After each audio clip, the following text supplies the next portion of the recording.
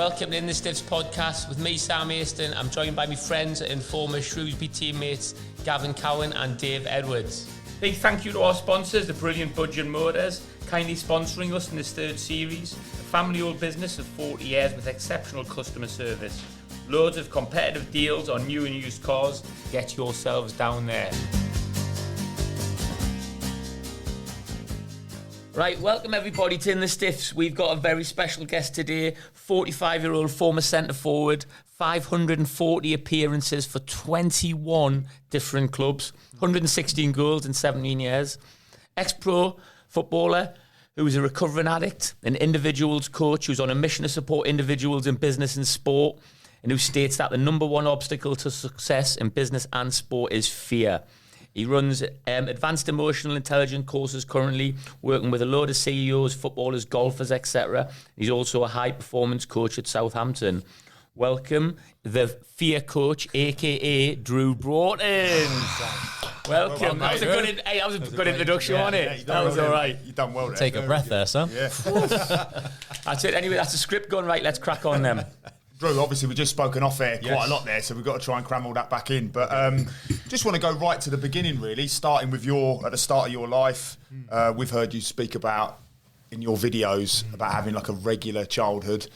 Father left early. Just give us a bit of a rundown on how all that got going. Yeah, because the more you look into all this stuff, you think, well, the best performers seem to have been from third world countries where you're scrapping every day just to have dinner, and I never had that. But looking back, we didn't have an abundance of money.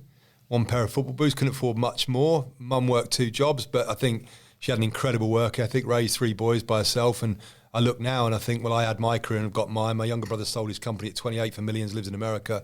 My older brother's director of football at Blackburn. Like, she did really well. And I think what she gave us was an incredible work ethic. She was relentless. But in my childhood, my mum had to play the role of mother and father, so I guess the maternal instinct, she probably had to be the father at times, which is strict. Yeah, get back out there. There's no tears here. You got to go again. Yeah, which has been amazing. I'm fully for that. But yeah, regular childhood. That's all I can say. But yeah, Dad wasn't around, but that's a lot of people. But I realised in myself, nurture is only one part. There's a nature in me that was what I am, which is very sensitive, very emotional, huge moral compass, but I'm also in the same body. I'm a winner and I'm very driven. So trying to manage all that as a young child is very difficult. Which I suppose 20, 25 years ago in the midst of your playing career or whatever it was, it's hard to actually say that as opposed to now. I didn't even know it. Yeah. I mean, but that's when people say know who you are. Like, I know who I am today. I probably knew who I was 34, 35 after rehab. That was a grounding to, like, who are you?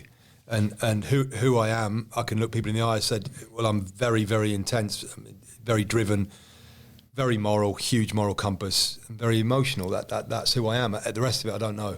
And going back to the start of your life, obviously we talk about, you get what you deserve, your rewards. You got, was it a scholarship into a private school? So yeah, but my mum was worried.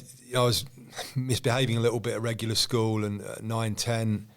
And she said, well, if I can get you into a boys' school where the sports facilities are really good, but they won't entertain, it's stricter, probably because you're paying, there's more teachers, there's more discipline. Yeah. I think, and she always says, that's what I paid for. I didn't pay for the education. I wasn't bothered about that. It was, you need some strictness and some guidance. Yeah.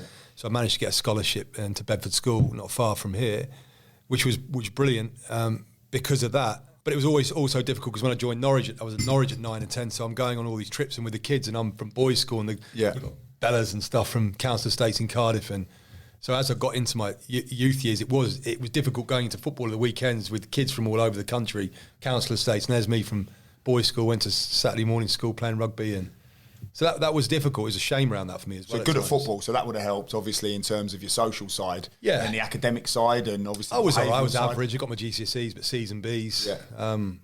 But yeah, it was a good. Just what you said there. You felt like it was a bit of a shame. I did. I felt at times because you football's a working class game, and you join up with Norwich at the weekend, and like I say, you'd have the Welsh guys from the tough states. You'd have the lads, because that was when there was no catchment areas, of course. The guys from South London. You have got lads from nothing in Manchester. You're all getting together in this team You felt like a little posh boy. Well, exactly. I felt like a little posh boy. That's exactly it. But what was so confusing to me, I was also the alpha leader, and I was also could really get on. Like I look at Craig Bellamy, and Bellas and I were at Norwich from the age of 9. We still speak now. Huge similarities in who we are, yet absolutely gulfs apart in who we are. And similarities is just the winner. Yeah, I was a winner. He was a winner. High standards. Couldn't accept losing. Wanted to be the best. So but everything else was so different. And I was ashamed. I couldn't identify that as the winner because I can't be, because I'm from private school. I can't be the same as. So it was a real battle, that for me. With Craig Bellamy, I've been lucky enough to play with Bellas, and I spoke to you. Lucky enough. Is that lucky enough? No, but you said he was like going straight. I'll always say he was very, very difficult to play with because what you're saying, his standards. And as a footballer, he at the time was playing for Man City, Blackburn, Newcastle, Liverpool, all these top teams, and he was playing with the likes of Gerrard every day. And then I rock up, and I'm not passing the ball into him like Gerrard's passing, so he's going to have a go at you, but. I didn't mind because even though he'd have a go at me, he would still work the hardest. And he still wanted to win more than anyone else. Before training, he would always be in the gym doing his stuff for his knees and things like that. Yeah. And he was just a born winner. He was a born winner. And look, Bella's by his own admission, without sharing too much, he's done a lot of... I saw a podcast the other day he did on the overlap. He's a lot more honest about his emotions today. Yeah. And if you asked him, he's a coach, of course, now with Vincent Kompany, but is there a way of still being the winner and communicating slightly better when you haven't wrapped the passing? There is. Yeah. But that's taken a while to get to that place. Did he find him intimidating then, Dave? Yeah, of course. He's intimidating. Yeah, but would you go into a shell then because of that? You see some people do. So then there would be times. He's not helping the team then, is he? But no. He's not bothered. He's just like, if he's a captain of a team, has he not got a responsibility to help those other players? And I think when Bellas did... But he was part of like the uprising of what's happened with Wales. He was part of that under Gary Speed. But then when Bellas went, I think a lot of other younger players probably took more responsibility. And I think it probably helped them a little bit. But there's no getting away from how good he was. But you know what's so hard, and this is so the similarity that we had, which we are both. I was that same person. I really was. We made our debuts on the same day together at Crystal Palace because we were prolific through the youth ranks as a front pair. If you go 2 years on from my debut, I'm struggling at Peterborough in League Two. He moves to Newcastle for $6 million. So you go, what is that? Technique, talent? Well, no. He's short and quick. I'm big and strong. He scores goals. I score goals. Our goal scoring record was exactly the same all the way up, pretty much. Yeah. He was able to block out those emotions of fear and overthinking and just go and perform. They drowned me at 18.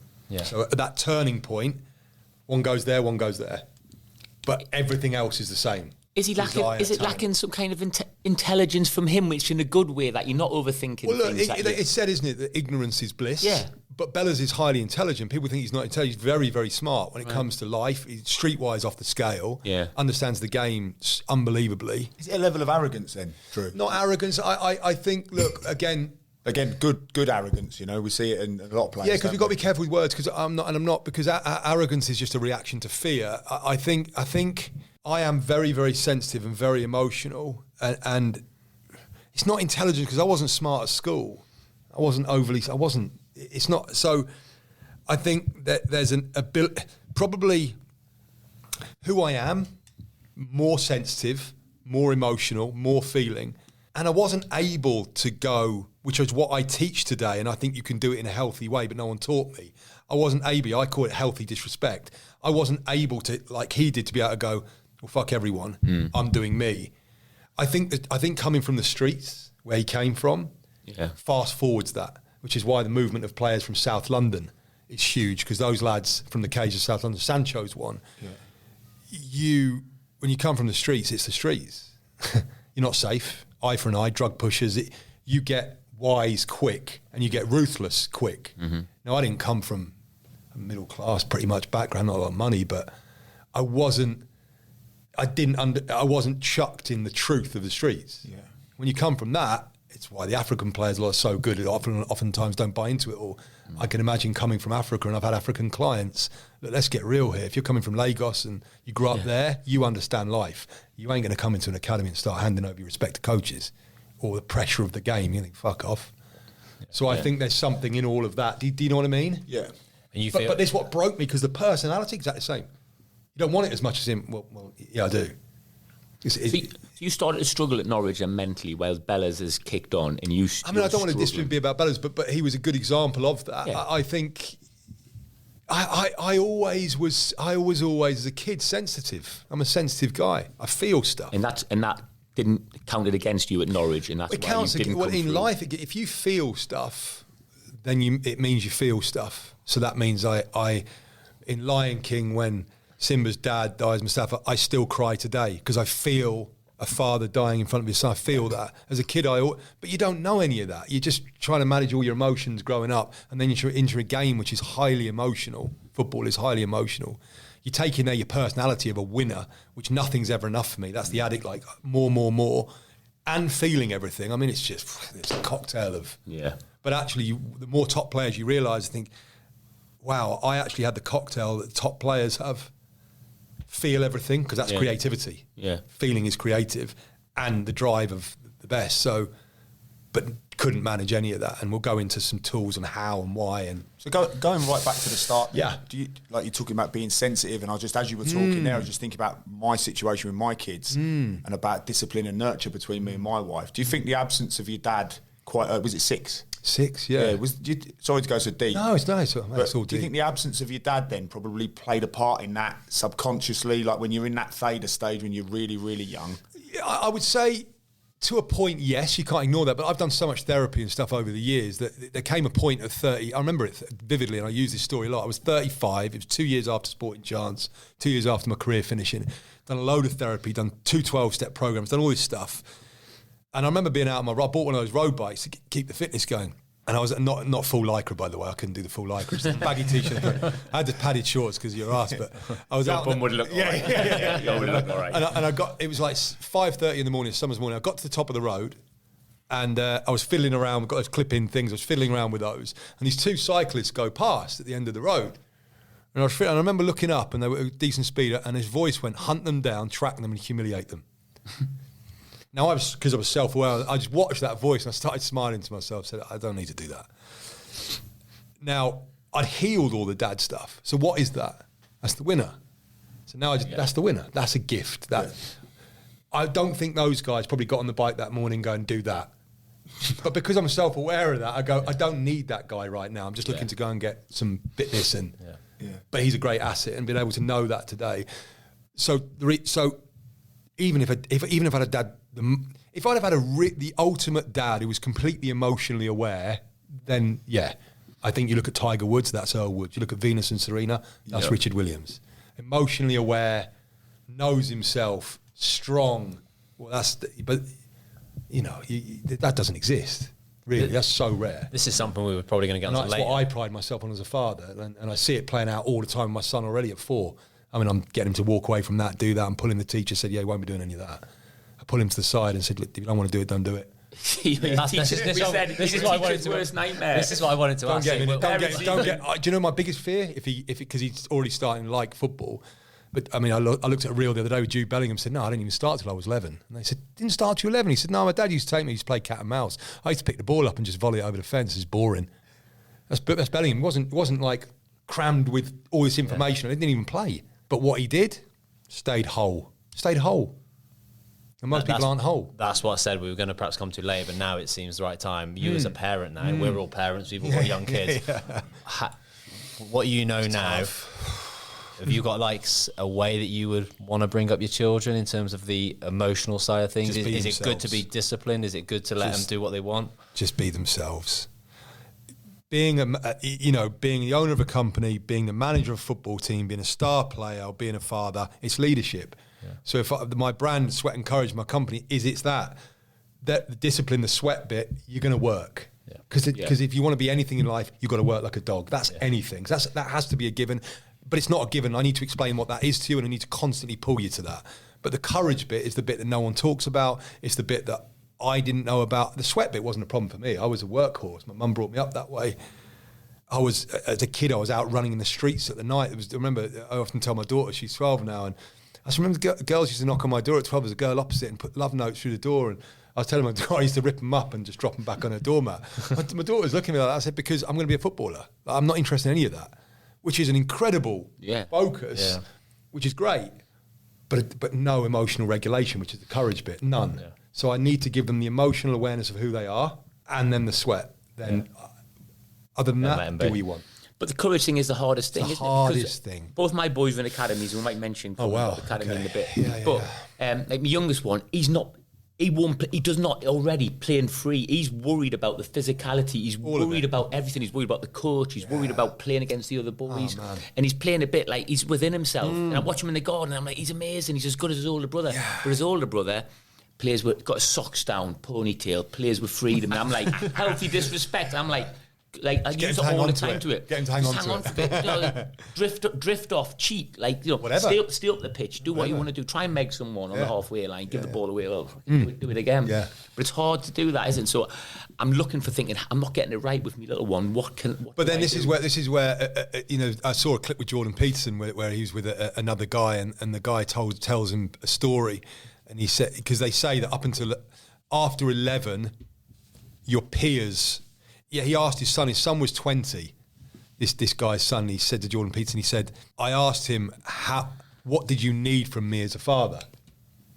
And he said, well, up until 10, 11, just your time.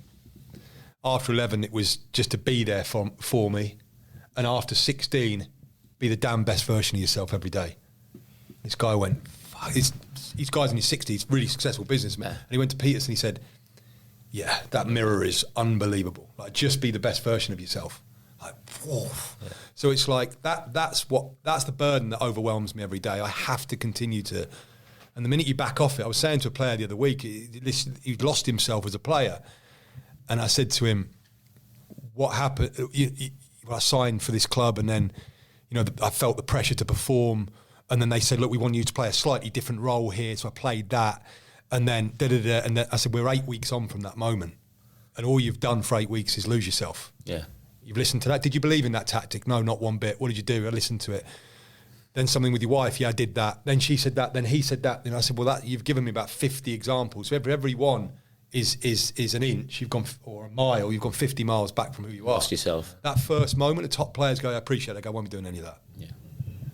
And that's like whether you think that's arrogance or selfishness. It's complete self-awareness. People call it arrogance because it looks like that. It's self-awareness. And selfishness. It's being selfish, isn't it? Well, but look at the word self. It's just self. All the add-ons to self are just add-ons. It's self. And the child comes in the self. There is no add-ons to have. Yeah. Like I can already see in Harrison, I've got 3 daughters, but he's wild. Because his mum was successful in sales, so he's wild.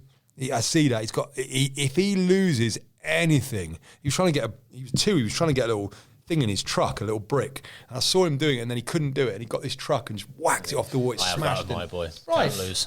I'm able to label that as that's a level of drive. That's a level of desire to do it right. Yeah. Great. How long can you hang on to that?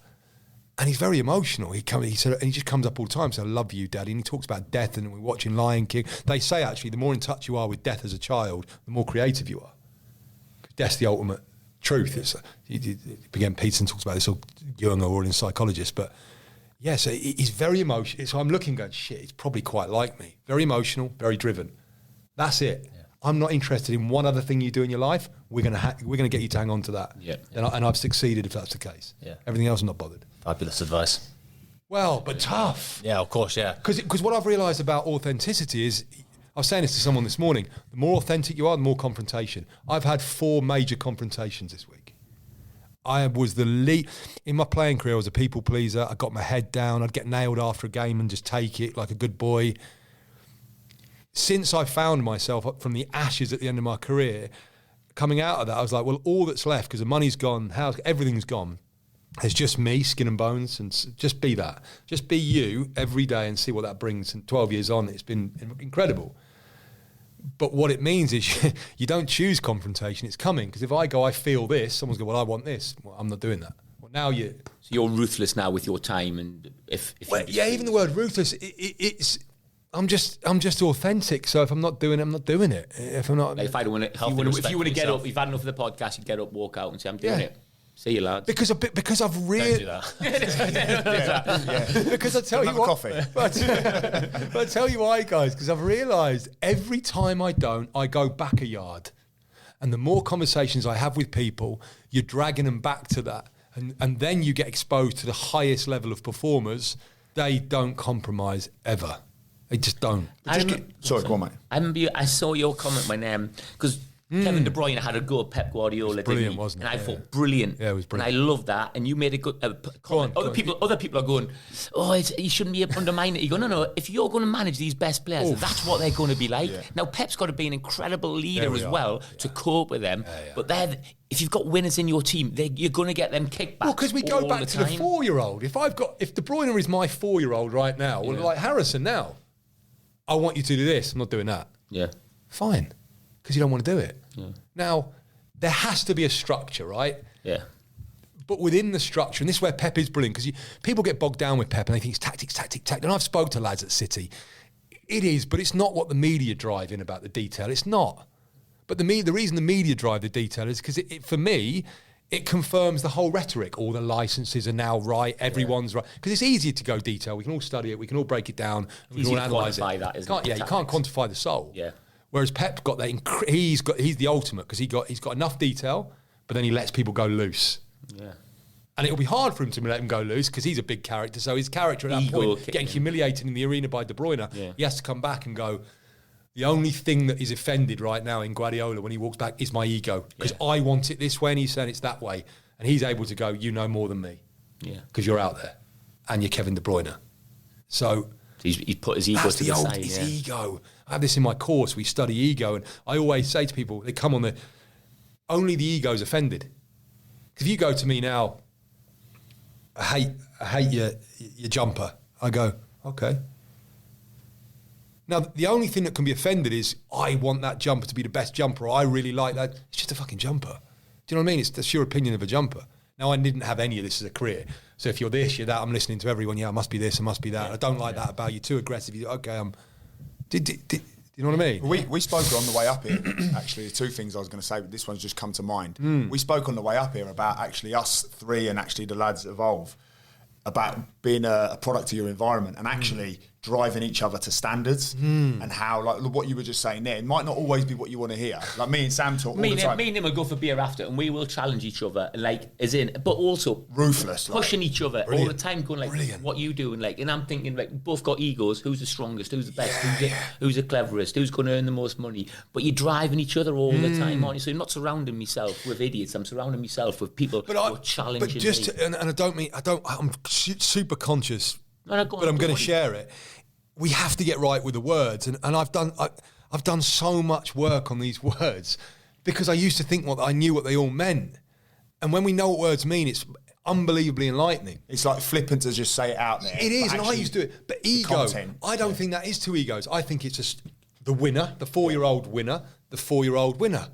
I see this. It's challenge. Yeah. Ego is, well, I'm not talking to you anymore. I'm going to ignore you. That's when the ego comes into play. And I think as well, because me and Sam are like, extra close. And we both say this probably more so off air because we hammer each other on it. But like, I want him to do so well, and I know when he comes back to me and says, "You need to," I know I take it with the utmost. Like, I know he wants me to do so well, and I know we've had these conversations, just pushing each other to that next level. So actually, nothing he ever says to me is offensive. No. I'm never offended because I know the place in which it originates from is a place of, mate, I just want you to be brilliant. Yeah. And like, obviously that takes a lot of time. You have to know someone. And for me, that's high performance. What you're doing there, that's a very rare culture. It's why a lot of number one leaders will get weak people around them. Yeah. It's really hard, which is really hard for me as a consultant going into where I go and I work with the leaders at all the place I go to. Yes, I work with the sales floor of the players, but I always work with the leaders as well. Have time one-on-one away from everyone with the leader, with the head coach in America, the head coach here and the leaders. Challenging. And I always say to them, the day I'm not sharing my opinion, I'm not advising, I'd never do that. I'm sharing the truth. You do what you want with it. But the minute you don't want to get I want to get challenged. Yeah, need it. And only the ego's offended. Yeah. And that's where you realise someone's limited. I've worked with so many people over the years. You realise they get to a point where they're done with the challenge. I don't want this anymore. Well, that brings me to what I was about to say a minute ago, That's your level. which was with these standards and like the self and you being totally uncompromising with that, which I think I definitely relate to, and the lads will relate to as well. Do you think that takes, for me, it takes a lot of energy, and it becomes tiresome, and actually there's a lot of times where you feel like you want to crack, but it's almost like, and I don't know myself, but when you potentially were in rehab and you almost want to relapse, but you just know that little immediate gratification, so you never really succumb to it, and you keep up with it and you stay with it. And there's definitely times I just think, whether I've not eaten enough or whether we've been in the gym in the morning or I've had enough sleep, I often find myself just going, right, I'm holding my family, my employees, everyone around me to a certain standard. And because of that, I'm having to maintain that standard for myself. But actually, sometimes I think, fucking hell, do you know what? I wouldn't mind just dropping them standards a little bit, but I won't, because I know what the repercussions of that would be. Do you ever get tired of driving that? It's exhausting, but there was the clip last year, 4 weeks to go in the Premier League, and City were at Fulham. And the guys who do my search sent me this. He goes, would this clip work for you? I said, I didn't even see it because I was with the kids. It was before the game in the tunnel. There was an ice bucket at Craven Cottage because it's quite tight in the corner there. Pep Guardiola was sitting on this ice bucket and his head was down, his hands were here, and he just looked absolutely broken. And this was pre-game. And the Sky cameras picked it up and they went, Pep Guardiola there looking deep in thought, but he's without De Bruyne today, he's without so-and-so. I thought, what are you talking about? Nothing to do with De Bruyne being out. He's sitting there in the magnitude of everything. He's allowing himself to feel everything. I'm tired. My family's in Barcelona. I've got to win the quadruple. It means we've got to win every game, the next 9. I'm exhausted. Am I good enough? That's where he was. And that's exceptional because he allows himself to sit there and then comes out. Surrendering. It's mind-blowing. Yeah. So, but also what I need to say is I today ride easy in the saddle. I don't beat myself up. I want to train 4 days a week. It's probably more like 2 or 3 at the moment because I'm busy. I want to do the ice every day. It's probably 3 to 4 times a week. I accept the fact that I'm human, whereas I didn't accept that. But it's because you're striving to do it every day that you do it 2 or 3 or 4. I agree. Yeah. Because of the personality as the winner, nothing's ever enough. That's the addict. Well, I phoned Sam. Sorry, Dave, go on. As a player, yeah. When you're having those conversations in your head saying, I need to do this every single day, how was your mindset then compared to now? Would you have to do it and would it consume you? It was consuming. I was a perfectionist. So what's frightening is I remember Paul Ince saying to me one day, and that I was at 28, 29 at Milton Keynes, and he brought me in. I remember him looking at me one day. We were at a away game, and we trained up there on the day of the game, Manchester, I think. And we were having the buffet in a hotel afterwards. But I'd found a place at that point. I was out the team. Aaron Wilbraham was in that number 1 slot up front, so I was coming on. And I remember just kind of thinking, I'm done with all this. I can't waste my week ignoring the lads because it's all about me and not lonely, isolated. I'm just going to get on with the lads on the coach up and have a laugh. And I did. And in the small-sided game, I think I scored 6. I was doing everything, which I could do. I remember we were having pre-match, never left me, and I was just, or the dinner that evening, I was getting pasta or whatever. And I remember feeling someone's eyes burning me. So I looked up and I saw Paul Ince standing there, and he said, "Some player, you big man." I went, "Oh, thanks, boss." And I looked down again. He went, "No, I'm being serious. Some player." And it was like he was studying an animal in the zoo. And I look back now, I think he saw me because I'd surrendered and that was there. And he'd been at United England. He probably thought, what is he doing here? 6'3", aggressive, athletic, first in, last away, scores goals, technically good. What are you doing here? I didn't have a clue. What, any of it, I don't know what. So I was a perfectionist, yeah. For that point, you were just absolute perfect. When we understand perfectionism, when we feel things deeply, back to me being sensitive, fear of failure, fear of not being the best, fear of judgment. I'm feeling all this fear. There's only 2 choices with that. We numb out. So we numb out. We just like, I'm not going to feel any of that, which is why all the lads are taking snooze. Numb. Or perfectionism. Because then we think, well, the only way of dealing with this is being perfect. Yeah. And that's what I was. I'd dip in and out of numbing, drinking or whatever, sleeping around. Or then I'd go, now I'm perfectionist. So I'd be fighting this perfectionist numbing. I remember being in Sporting Chance and Tony Adams came in to talk to the guys and we went for a walk one day and he was telling me, I think when he was assistant manager at Portsmouth, they were watching me or something. and I'd scored a load of goals and at Southend at the time, and he said to me, what were you doing? I said, I was out every Wednesday, every Sunday, Monday, just drinking for that 8 weeks. He said 7 goals in 7 games, called hat-trick against QPR, and did it. And I said, I'd just given up on it all. But the frightening thing is I'd given up on the thinking. I'm tired. So I'm just going to go out, get drunk, train hard every day, but I'm not going to be in like a lunatic. Yeah. Now the creativeness comes out, but then the moral compass after 8 weeks goes, you can't do this. You don't live like this. Stop drinking for like 8 months.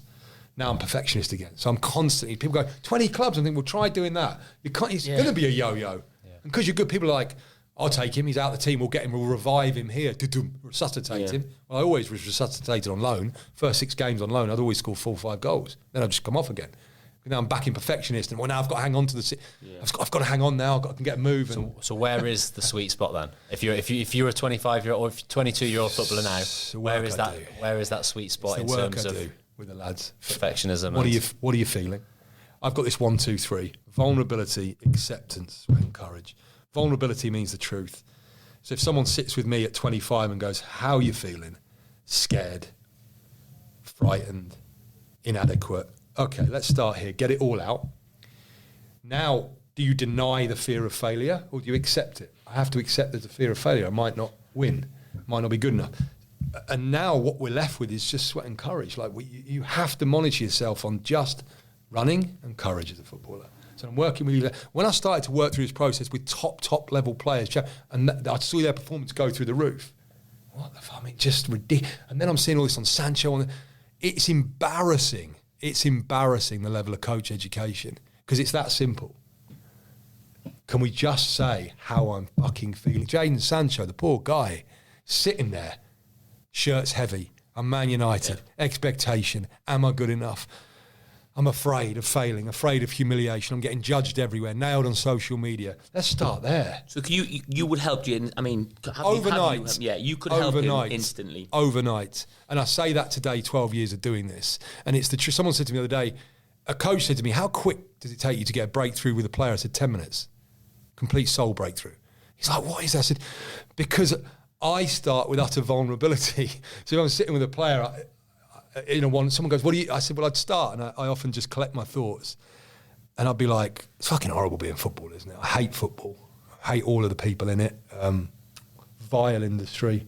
Sometimes I hate myself. That you wake up on a match day, you're just thinking you're going to bus crash or just miss the game, and I just start pulling up all my depth. And I watch, and I don't deliberately watch, but I've seen it now. You just see him start to just watch you and go, no one said this shit. Yeah. And I'm dying. And it starts to resonate. And I'm dying to say this. Yeah. And so now you just see it. Like, I don't want to play. I want the game called off. I went to see a player the other day and he had snooze with me and he hid his snooze. I said, why are you hiding your snooze? I said, I'll have some.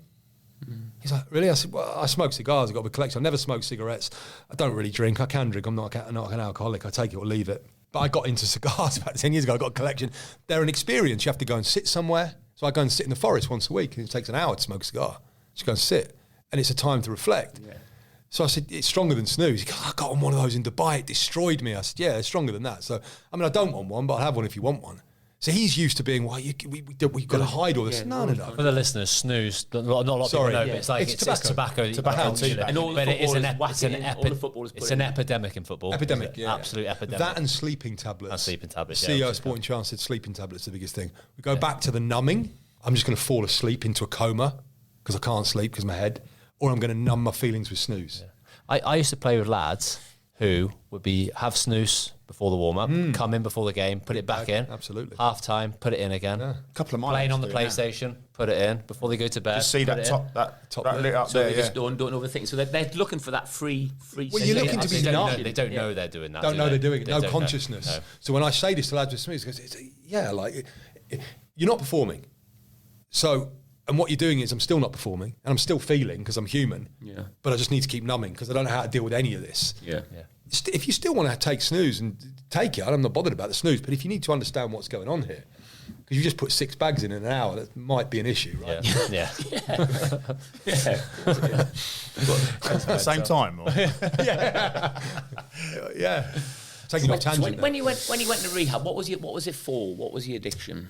Everything. We're jumping all over the place there. Yeah, I know. It's always sorry, guys. No, it's good. It's good. That's what we want to do, isn't it? We just it's just as a bit of a guy. Go on. Well, it's funny because I was saying to someone that I go to like social things now. I was in London and found myself in a thing a couple of weeks ago in an evening, and it was quite a corporate thing. And a guy went, high performer, really interesting. It was 3 or 4 guys, business owners, said, well, someone said about your book, you went to rehab. And they were like, shit, this is really deep. And I went, what was the issue? I said, well, 17 years of playing football, not feeling anything. I said, well, feeling everything, that's pretty tough. That's going to send you to rehab. And they were like, oh, expecting me to say I'm drinking or... Yeah, that's what I realised, look, this has never left me. When you go to Sporting Chance, it costs the PFA, I'm rough. I think back then, the head clinician, James, who founded it with Tony Adams, said to me, I think it was like 14 grand a player. 3 players maximum a time. Do the maths. Yeah. That's a lot of money. So he said, we kind of validate you in then? 100%. And as a clinical psychotherapist as he was, he had to do a clinical assessment for 2 hours. I drove down there, my father's law's car absolutely broke and gone. At the end of that 2 hours, he set up, he goes, yeah, I would like you to come in. This was on the Thursday. We start Sunday night. So if you come down Sunday afternoon, 30 days, but you absolutely need to be here. I was like, okay. And he never left me. He said to me, I need to tell you something. He said, 30 years of being a psychotherapist now in my own clinic in London. He said, you're as sick as any heroin addict I've ever sat with. I drove home to here thinking, what? Yeah. I've never touched a drug. I never touched a drug. Drink, women, do all that spending. I never touch it. And I'm just picturing heroin addicts in the gutter. Yeah. Now I understand that completely. When you understand addiction recovery, spiritual bankruptcy is the term that was used. You're spiritually and emotionally bankrupt. So you need to do whatever it takes to just bring yourself back. Well, emotionally I'm bankrupt because 17 years of denying feelings as a player, denying feelings, feeling it all, denying feelings. What's left at the end of that? There is nothing left. Selling out on myself all the time. There's no self left. Self's gone. Nearly dead because I thought about suicide. I'd sat in the lay-by in a car. So the self's nearly dead. It's just like the embers are left. What happened in... Sorry, go on. So what was your situation before? What was... So football-wise... Lincoln City got relegated. Relationship-wise, all that sort of stuff. Where were you at? Absolutely. Lincoln had been relegated from the Football League. It was my last kind of thing, and that was really tough for me because I was broken at that point. Chris Sutton signed me. I grew up with him at Norwich. His dad was my coach. So there was a real... I'd come from Rotherham. I was 32. He was 36 in his first managerial job. It's only 4 or 5 years between a senior pro. I was gone, so I couldn't perform. Now, he put me probably on the most money, and then he turns on me. And I don't blame Chris at all for that. That's just not being aware of himself and so where I am at. It would have been. So when is he gone, physically or emotionally or everything? Mentally, but not judging because he was detached from his emotions. Yeah. Go back to Chris. How did you feel when you signed for Blackburn for 5 million? Terrified. That wouldn't be, no, I'm good. He wasn't able to see in me. You can't be, at that point, probably 500 games. You can't have had 500 games. You can't have travelled the country. You can't be here without being tough, resilient, decent at whatever you do. That's a given.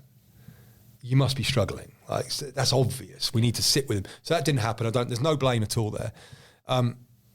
So broken, finished that. No club would sign me. I'm done. I'm now just travelling around Conference North just for a bit of money. But even I got released by 2 couplers in Conference North called me and said, look, they were embarrassed, the managers, like with your CV compared to all these young lads. Yeah. But I said, you don't have to say it. I've got nothing to give you. Then I went 2 leagues down from that, got released from Arlesey Town. Yeah. Got released. £150 cash released. Yeah. Well, you're gone now because you're trying to be the best, and you're like, I'm still, because the soul of the winner's still there. If I score 20 goals, just gone. And but I know now it was the universe going. I know you're still fighting. You're going to learn this lesson. Because we want you, very spiritual, the universe is going, I'm going to keep smashing you until you learn. So I'm going to take away everything. And then that happened. And then, by the time I walked into Sporting Chance, I was recently married, got a daughter who was 3 months old. My wife at the time, who I still see, because my daughter's here, I see her 3 days a week. Really, she's gone on and had an amazing life, good partner. I'm really grateful for that. I just can't be around you anymore. I cannot be around your energy. It's just killing me. It's not good for our daughter. So she then asked me to leave the marital home. I got no money, 70 grand worth of debt. So I'm now, I look now, first night in Sporting Chance, you had pen and paper in your little bedroom. You had to write on your current situation, career, family, finances. Career, 22, no one will touch me, done. family, done. It was simple. Finance minus 70. You've got another 15 minutes to finish. I can laugh. So you've got another 15 minutes to complete that paper. No, honestly, it's fine. I've done. No, it was under 10 seconds. I think. He said you got an hour. It was 10 seconds. I just sat and looked out the window. The rest of it. Put a full stop, and I sat in the back bedroom of Sporting Chance in the middle of a forest, and I heard this owl out the window. And I just and I'll be honest with you, it was a spiritual moment because I never felt a sense of peace like it wash through me. It was the moment that you surrender when you go onto the pitch, like you said. It was just this feeling that now it's okay. Finally, it's okay because all of that's gone now. So is it a fear of like having something to lose? But in that moment, there was nothing to lose. Nothing to lose. Literally nothing. Because all that was left was skin, bones, and I was wanting to kill myself anyway. So it was like, well, there's nothing left apart from self. The stripping back. When you look at Buddhism, when you look at Christianity, when you look at the religions, which I've delved into all of them, I speak to all my Muslim friends and players, all the same. All faiths are the same thing.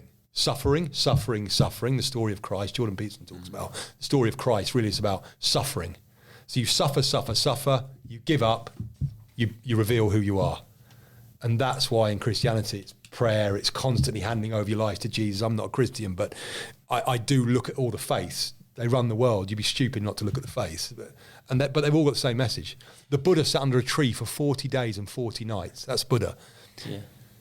The Christian faith as well is about, like you say, it's suffering through surrender.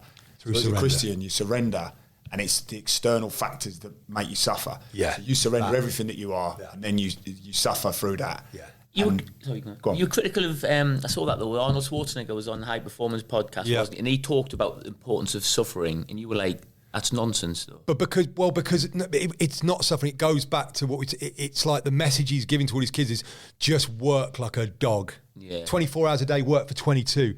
You're back into control. Yeah. There's no courage in that. It's just the sweat bit, which I'm all over. Yeah. Like, I'm not Arnold Schwarzenegger. I'm not, of course, like, incredible. Yeah. But if you had him on a lie detector test, or he was honest and you were his best mate away from all... Yeah. And I've sat with top people... I've sat and I've shared off camera. I've sat with a couple of top people privately away from anything. And they've all shared, yes, I had the sweat. But you're right. In key moments, I had to risk everything on who I was. And that's... You just want that as well.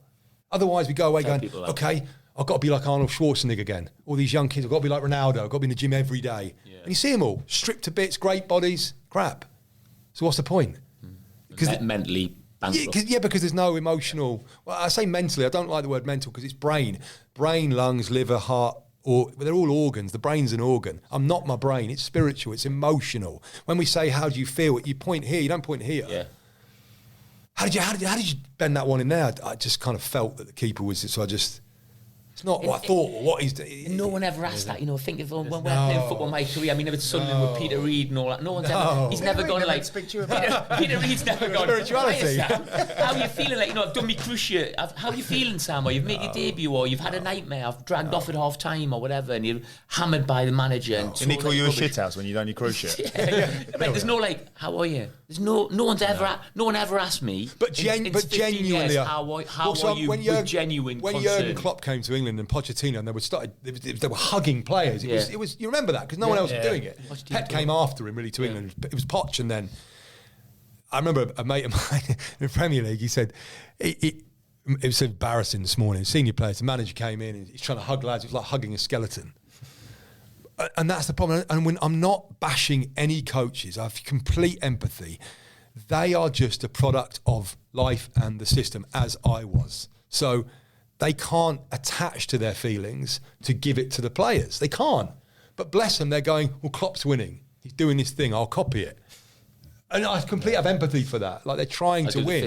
There's no coach, manager sits in their office, goes, I really want to get sacked. They're all desperate, afraid of losing, they're going on courses. They're signing up for all that. There's no course teaching any of this. Yeah. Healing themselves. I think what's enabled me to have a voice where people don't always challenge me is I am 6'3". The reputation was tough. People say I wouldn't want to play against Drewe Broughton. I don't know about any of that. I'm afraid. I'm a 6-year-old boy. In the tunnel, Drew, I remember. Yes. I remember you being a big guy. It's show time, and you hang it up, and you were mouthing, shouting and bawling, going elbow people. Like, and you think, who's this lad? I remember you come to Wrexham and you were like that. I remember that in the game at Shrewsbury in the tunnel. Like, you kind of stood alongside me, massive biceps shouting. And I was like, I was only a kid. I was like, fucking hell. Yeah, but it was all in that. I do not want to go to a challenge with Drew. But yeah, well, just on that, because I've got one as well. I played against you when you were at Southend, and like the sleeves were rolled up, and like we was two centre halves playing against you, and we were like jumping up for headers, like thinking, "Fuck it, it's coming here. We're going to get elbow, we're going to get something." And then I think you jumped through on our partner centre half, got sent off, and then I remember watching you walk off the pitch and actually thinking, "Oh fucking hell, like leave it out." And your own fans were going crazy as you were walking off, and I was just thinking. And you were just sort of almost like defiant, you know, like, and you were walking off. And I just remember thinking, oh, leave it out, flipping heck, like, he's your own player. Yeah. Tell us about your mindset then, Andrew, when you're doing that. Terrified. So what Johnny Wilkins said it in the High Performance podcast. He's a very enlightened guy. He said, if you come into the Twickenham dressing room for a game, all you see is fear manifesting. Some guys are saying affirmations in the mirror. Some guys are doing press-ups. Some guys are shouting. Some guys are vomiting. It's all...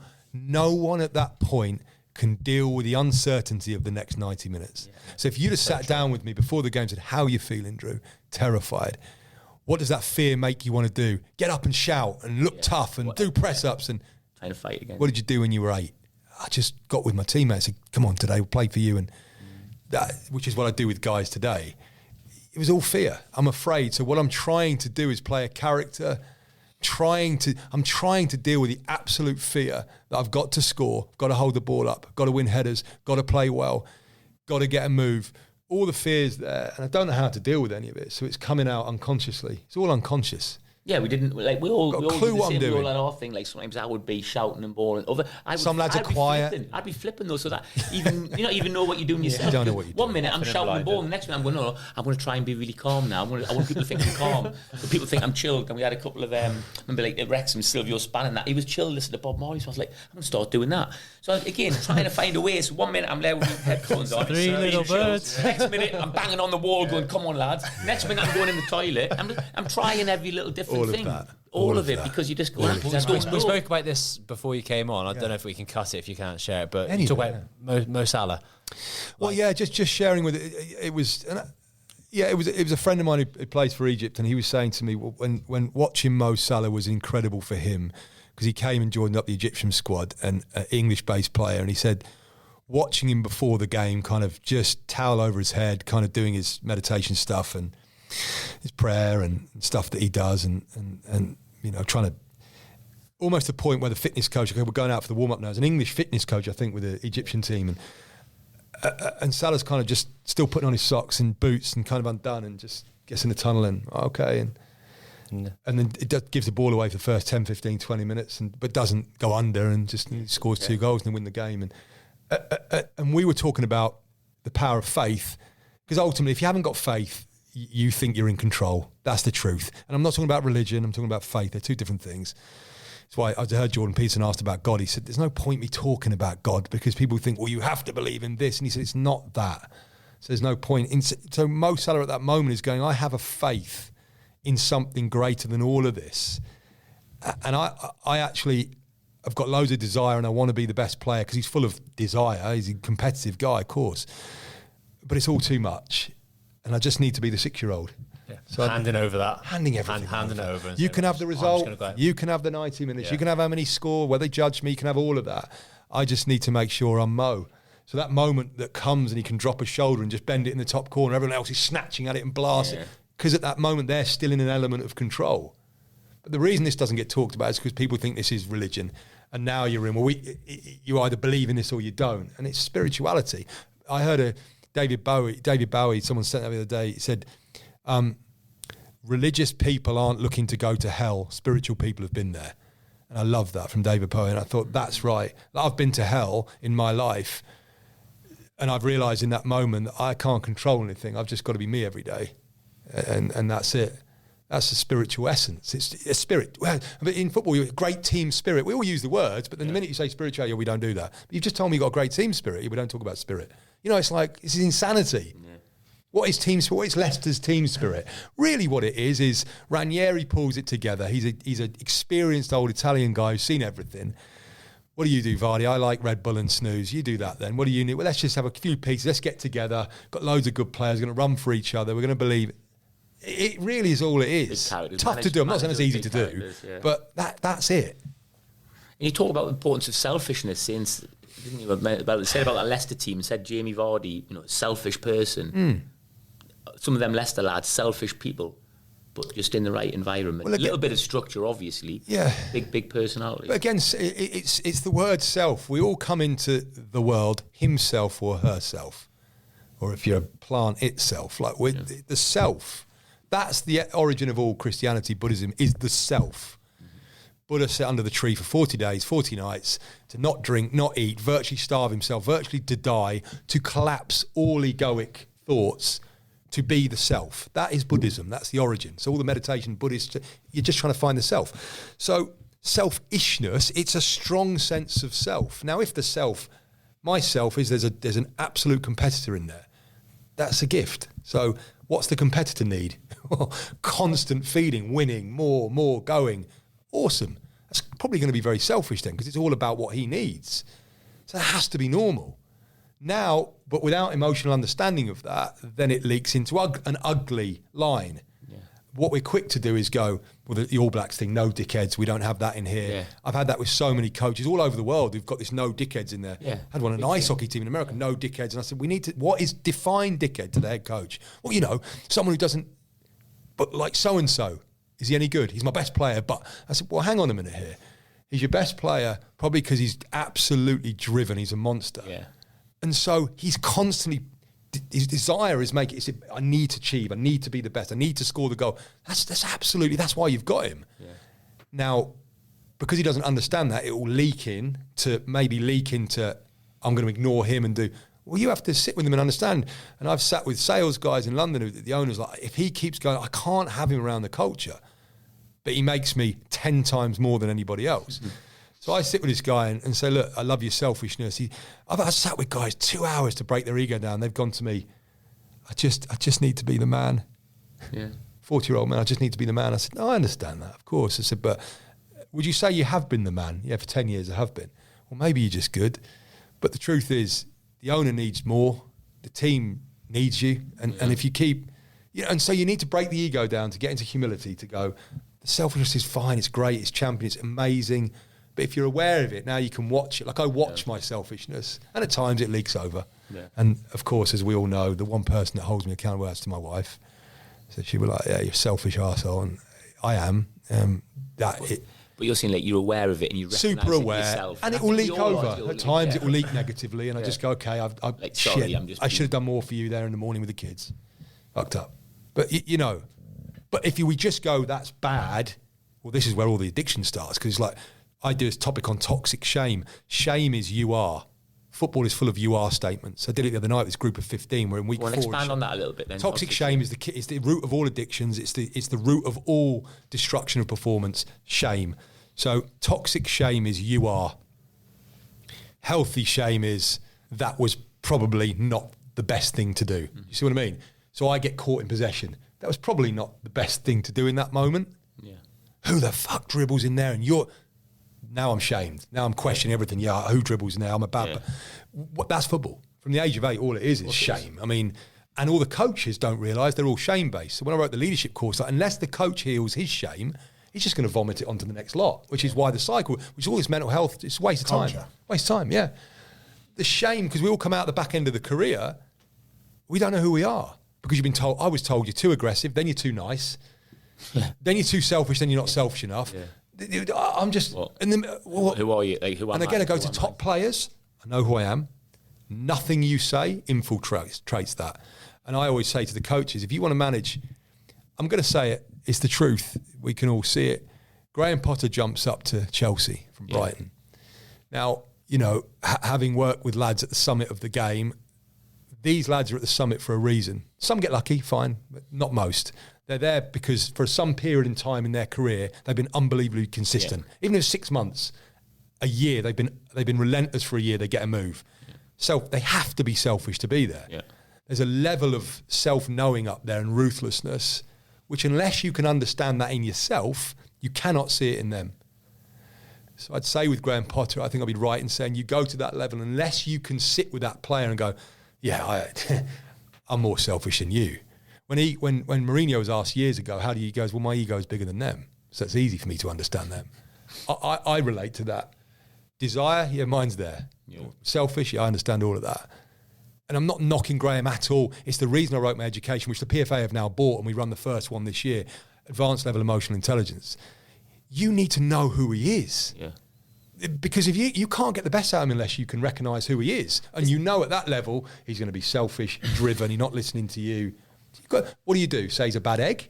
Yeah. I'd say that's Ten Hag right now. And I have, again, empathy for Ten Hag. He stood there with false vulnerability the other night, after the game, and said, it's all on me, I'm the coach. But I didn't feel it through the screen. I didn't feel him going, I've failed the guys here. It's all, because that probably would be the wrong thing to do. Don't do that to the media, but do it to yourself. I've sat with head coach, and I won't mention their name, when they've been losing a lot of games, and I've sat with them, and they're in I've spoke to players, and they're like, yeah, Gaffers, any mistake we make, he's on us. And I've sat with them and said, you're losing the dressing room. Are you going to get sacked? How do you change this around? I said, well, look, you've got to understand that fear has built up on you. You haven't dealt with that. You haven't talked about it and discussed it. Now you're unconsciously, so you can't afford a mistake from them because you're going to get sacked. So because you've not dealt with the fear, you're now just blaming every mistake, but then you're losing the players. But you're human. We all do it. How do I turn this around? I said, vulnerability is the key to leadership. What I would suggest is vulnerability is the truth. Are we agreeing it's the truth? It's the truth. It's what's happened. What about if you were to stand in front of them in the auditorium at the training ground on Thursday morning and say, guys, I just want to say I've let you all down. I've failed you. I never wanted to be this when I became a coach, a player, but I have now, all the fears that I had as a player, I've become it as a coach, and I'm killing you guys. But none to you. I'm killing you. And I need you more than anybody. So I'm really sorry. And it won't happen again. Let's go and train. I've sat with two coaches that have done that. They've gone on wins of 9 and 10 wins in a row. And as a lad, though, amazing to hear that. I buy into that massively as a player. Amazing to hear that. Yeah. And you go, that's a vulnerability of the league. And you go, right, can we help him as well? Yeah. Because we're in this together. Yeah. I'm just taking a deep breath out there, because even that takes so much. You can't underestimate. And the guys I've done it with who've then gone and done that, I know they're limitless as coaches. Because if you can do that, you've got no limit to what you can be. Because it's hard. The hardest. No, that's even as a leader now. Especially with I'm your nervous. audience. I'm scared. I've got a new school. You've got your school. I'm worried about my business. I'm worried that we're going to go wrong. Every day I'm terrified. I'm terrified every day. I've got businesses, I've got a family of 6 who just strapped into a big mortgage. What do you do? Well, I just go back to, am I decent at what I do? Yes. Has the last 10 years shown me that? Yes. Do I know what tomorrow? No. What have I got today? Sweat and courage. Don't lean out of anything. What's the first thing? Meeting this morning, phone call, Zoom. You ask me a question, answer it. Podcast, ask me a question, answer it. Not interested in what people think. Just do that. Go, next one. Because the minute I come off that, you're now, I don't know, you're back in the rat race. What do you want? Fascinating. Going back to your sporting chance journey then. Yes. So you went in, you put all those things on the paper, you hit rock bottom. What was the next steps for you going through that process? Well, the next morning I had to go down to the little lounge area there at Sporting Chance, and there was the 3 other guys, and we had to stand up and present that to the others and the head therapist, James. So I did that, and that was the 30 days in there. Loads of one-to-one therapy, walking meditation, did loads of little things that we did. Equine therapy, which was incredible, which was with horses, because horses have got a sixth sense. So horses apparently have got a level of heightened awareness and emotional awareness of, which is like a whole other sense. I didn't even know this. Right. So they do equine therapy. Oh, sorry, elaborate on what you do then. Well, absolutely. So they went to the stables, and it was a lady who used to be a top actor in the theatre in London, loved horses, she'd set up this place. So basically you get allocated a horse. They'd explain there's a horse in the field over there. Drew, you're going to have the red one there and the blue one, the black. There's 6 horses. Just walk up from the side. Their eyes are on the side. They'll feel you the minute you come into the field. They'll feel your energy off the ground. Yeah. If you're not centred, they'll slowly start walking away. You'll just see them slowly start moving.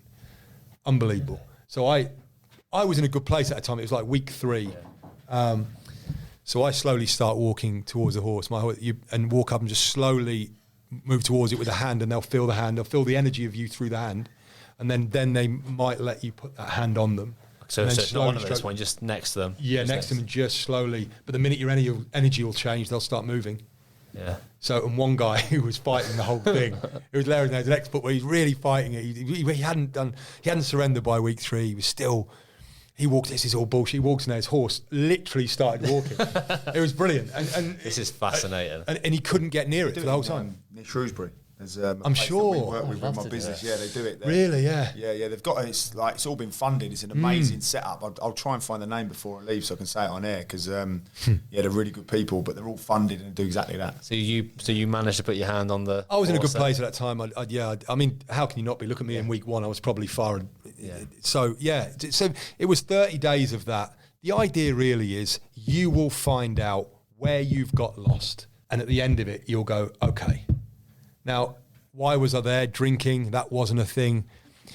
I think the biggest addiction for me was winning and thinking. I was addicted to thinking and addicted to winning, or have to be the best, addicted. But if you looked at one exterior thing, probably sex was the addiction, Tiger Woods stuff. It was out of control for me. Porn, escorts, strip clubs. You start to realise people would laugh. It's funny because I can still laugh. I laugh at myself today, but you'll be with mates. Like, that's all right though, isn't it? And you laugh. You go, because lads are lads, right? And, I'm not precious. I just start laughing. I said, Drink, drugs, no. No, that's all right. That's all right. Yeah, of course you are. Yeah, was she any good? And I'm like, come on, guys. Like, the therapist said, well, you start to write your sexual history out, and then you ask, how did you feel when you're leaving a one-night stand? How did you? Well, hated myself, dirty, disgusting. Is that a good thing to be? No. Well, now you start going, well, why did you do it? And you start to break that down. When you're in that much pain inside and you're lost that much, you have to go externally to heal it. Yeah. Drink, So that's what gambling, you're finding drugs, something. sex, spending. Now there's 12 steps for everything. Credit card anonymous. There's all kinds of things. Because you have to go outside of yourself. And the healing is, who am I? This is where I think what I've done since that journey, and people have said to me, no one has taken these spiritual teachings and gone into high performance. Because I think what happens through that journey, and I pulled away a little bit from the 12-step fellowships after 3-4 years, it became very much another club. A bit like church can be a club. Are you in or are you out? Do you believe in the devil and Christ? Mm-hmm. If you don't, you can't come in. Do you believe? And I started to just be aware and go, well, look, because you sit in an anonymous meeting, hi Drewe, I'm a sex and love addict. And after 4 or 5 years, I was starting to get really self-aware. I was doing loads of other stuff, silent retreats with monks, I was working with players. I started to just go, you know what? I'm a driven guy, sensitive. So I set the one there, hey Drewe, I'm a really driven guy, really sensitive, and that causes problems. And at the end of it, one of the elders said, look Drewe, I just need to pull you up on this. The ego is growing back. I said, what do you mean? They said, well, the fact that you're not saying you're this and you're taking your will. And I said, well, hang on a minute here. I didn't come out my mum's womb as a sex and love addict. I came out as an emotional, sensitive guy who's very driven. Yeah. But I realised at that point I'd gone on a level of discovery beyond where they were. Yeah. Because they were like, well, I've given up. You're almost a label again, drink. though, aren't you? You're almost a label. Another label, there we are. Yeah. And I have it now. I was in a head coach's office recently. He had a sign, be the coach. He said, you'll love that every day. So he left and I got a Sharpie pen and scribbled out the coach. Anyway, he rang me, he goes, did you just face my sign? I said, yeah. I said, what does it read now? He goes, be. I said, just be. Because what's the coach? What's the coach? Be the coach. What is a coach? Do you know? Yeah. So, yeah, sporting chance at the end of that. I had peace. I knew who I was. Leaving there, you had peace. I had peace. And I was like, wow, man, I can see where I've got lost. And I can't go back ever to that place again because I wanted to die. So what's being asked of me? Be yourself. That's all that was being asked. Be yourself 24 hours at a time. All right. And that's how you are now. Because absolutely. Yeah, because 12 years on, what that's shown me is it's brought finances back. It's brought family and abundance. It's brought incredible experiences. I mean, this year, if you'd have asked me on New Year's Day what the year's, I've gone out and worked with the US national team. I'm working now at Southampton. I've written a course that's been taken by the PFA. Ridiculous. So you've built a business, remarried, started a family, and now you've obviously got all of this. And for all of your experiences, this is like now your calling, as it were. It's my calling. But I wake up every day with I'm nothing. I don't know who. I mean, it was funny because I've got like you've seen the yoga mats with spikes on. You can get. You've seen them for fashion stuff. Yeah. But I got like a grade A one, a sharp. And I lay on there in the dark this morning and do 20 minutes on there and put Muji on and breathe to that. And then I get my ice tub, which I did this morning, 10, 15 minutes in that. And my wife was asking... What temperature? I've got it down to 2 degrees. Wow. And this is just for feeling. What I'm trying to do is I'm trying to suffer, let go, and be. So let's suffer, which both of those are. Can't fight it. Can't beat the ice. It's not going to get colder. You can't beat the nails. They're not going to get less sharp or whatever they are. Plastic. They're horrible. Yeah. 20 minutes is some effort. That. If anyone's ever done that, like. But it's not. It started off with 3-4 minutes. The ice started off with a cold shower. And I was like, wow, I feel better. So you just go into it. Now I can do it. But I'm just trying. My mind will never change. Nothing's ever enough. I'm so sensitive. I'm driven, so it's like, yeah, that was good, but that's shit. Like if I look at those 3-4 things that I've done this year, people go, celebrate the small wins, they're fucking gone, where am I going? Yeah, but you've done all this, I'm not interested in that, where are we going? That's always been, which is an amazing gift, because it's drive, it means you're pulling things that way. But unless you manage that, it just destroys you. You've got to have that moment of gratitude, haven't you, to kind of keep going. And that's the other thing I do, gratitude lists. And they get sent to me, clients send me their gratitude lists, and they're deep. Yeah. You know, when you first started doing gratitude, it's Explain that to us then. I write down, I am grateful for. But I usually do it after meditation, because after meditation, I'm now centered, and it comes out of you. When you first get people to do it, and when I first start, I'm grateful for my coffee, I'm grateful for my house, grateful for my wife, kids, which is fine. After 7-8 days, because I'll send the player or whoever I work with mine, and they go, geez, yours are like 6 lines. Yeah, but at the start, give it 7 days, 7 days they'll be there. 7 days of being centered. What would it look like? What would you write on that? Got mine this morning. It was, around this morning. Yeah, I remember because I had an argument with my wife yesterday, so it was like... really grateful for my wife, everything she is, the fact she challenges me, grateful for her opinion, grateful for all she does for my family, the kids. Without her, we don't have a family. Grateful for my business and the clients who trust me and they give me money. Without their money, I don't have anything, but I'm aware that they can go any moment. So, just, it's coming from me. Well, now you leave the ice, you leave the nails, you're like 40 minutes to 20, okay, I'm pretty centered now. Come on. But the difference from doing that compared to rolling out the bed with a late alarm straight into the car on the way to work, it's completely different. You're already winning the day. Yeah, but I'm also, again, to your brilliant point earlier, you can't just, I accept that I can't do that every day. Yeah. I've got 4 kids. It doesn't work like that. Like, there's some days I've got to help my wife. So I try and make sure that's at least 4 days a week. I don't do 7. And even though you're driven and you want to be, you're able to step back and go, don't worry about that. I am don't today. Yeah, because I realise they don't really take anything. Yeah. And this is where I was as a player. I was going to do a post later. I've seen Marcus Rashford. I was looking at Marcus Rashford the other night and the shirt hanging off. I thought, you've lost weight.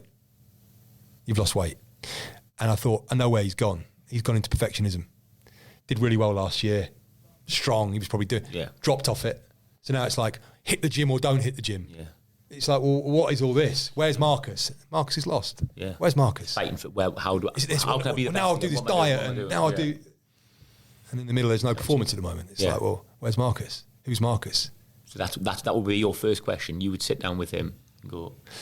During that brilliant run last year, do you remember Rashford last season? He was there.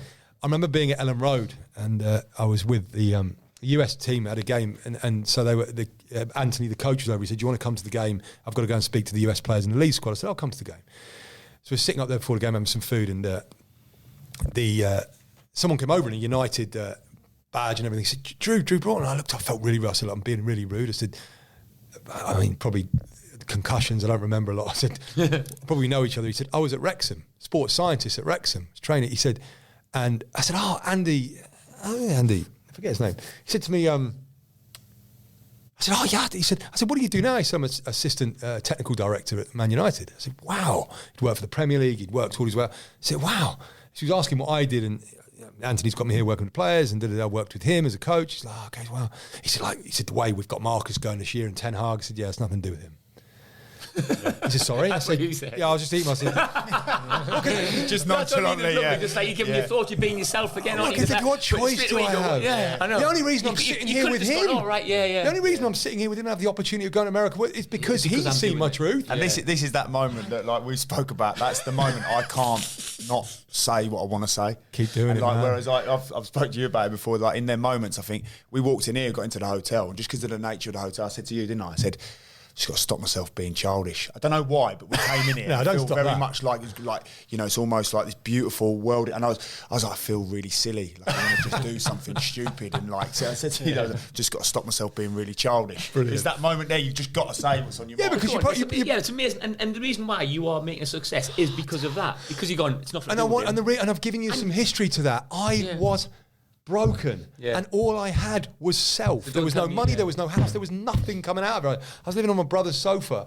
I had nothing, but I had self. So when who are? So I sit here with him, and he goes, "What do you mean?" I said, "Oh, Brilliant. Look, man," I said, if you watch the game the way I watch football, which is not technically or tactically, I just watch players and I feel them emotionally and I can put myself there.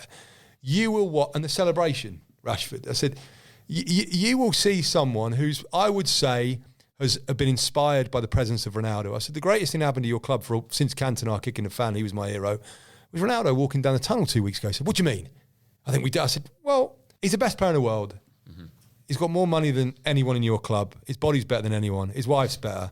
He's got more kids. I said, he's an incredible soul. As a lady in your box who's been there more than anybody else, he's the nicest human being. So their opinion counts more than anything you've got to tell me at that moment. I said, he has gone. He's watched. Rashford will have watched Ronaldo beyond the gym, beyond the diet. Watched him emotionally, not listening to anything. Goes onto the pitch, whole. Performs. Struggling team, still got 20 goals. Yeah. Whole.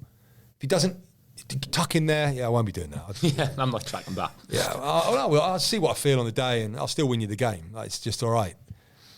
Rashford's getting bought in everything. I'm not judging him. That's most players. I said, he is now going, I'm in here, I'm strong, I'm doing me. Yeah.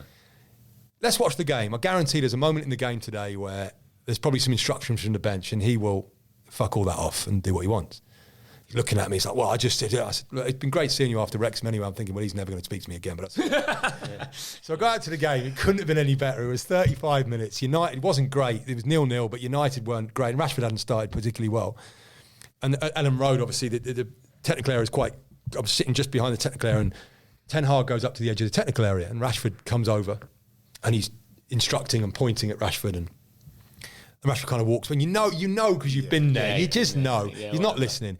Walks past, picks a water bottle up, walks back to the pitch, turns his back to Ten Hag and's just sipping water. Ten Hag and sees number 10 coming around the side of him and sipping his water, looking the other way. And then he just pops this water bottle and it spins over his head and crashes by in the technical area and he just bowls off into the middle of the pitch, right? I'm thinking, there it fucking is.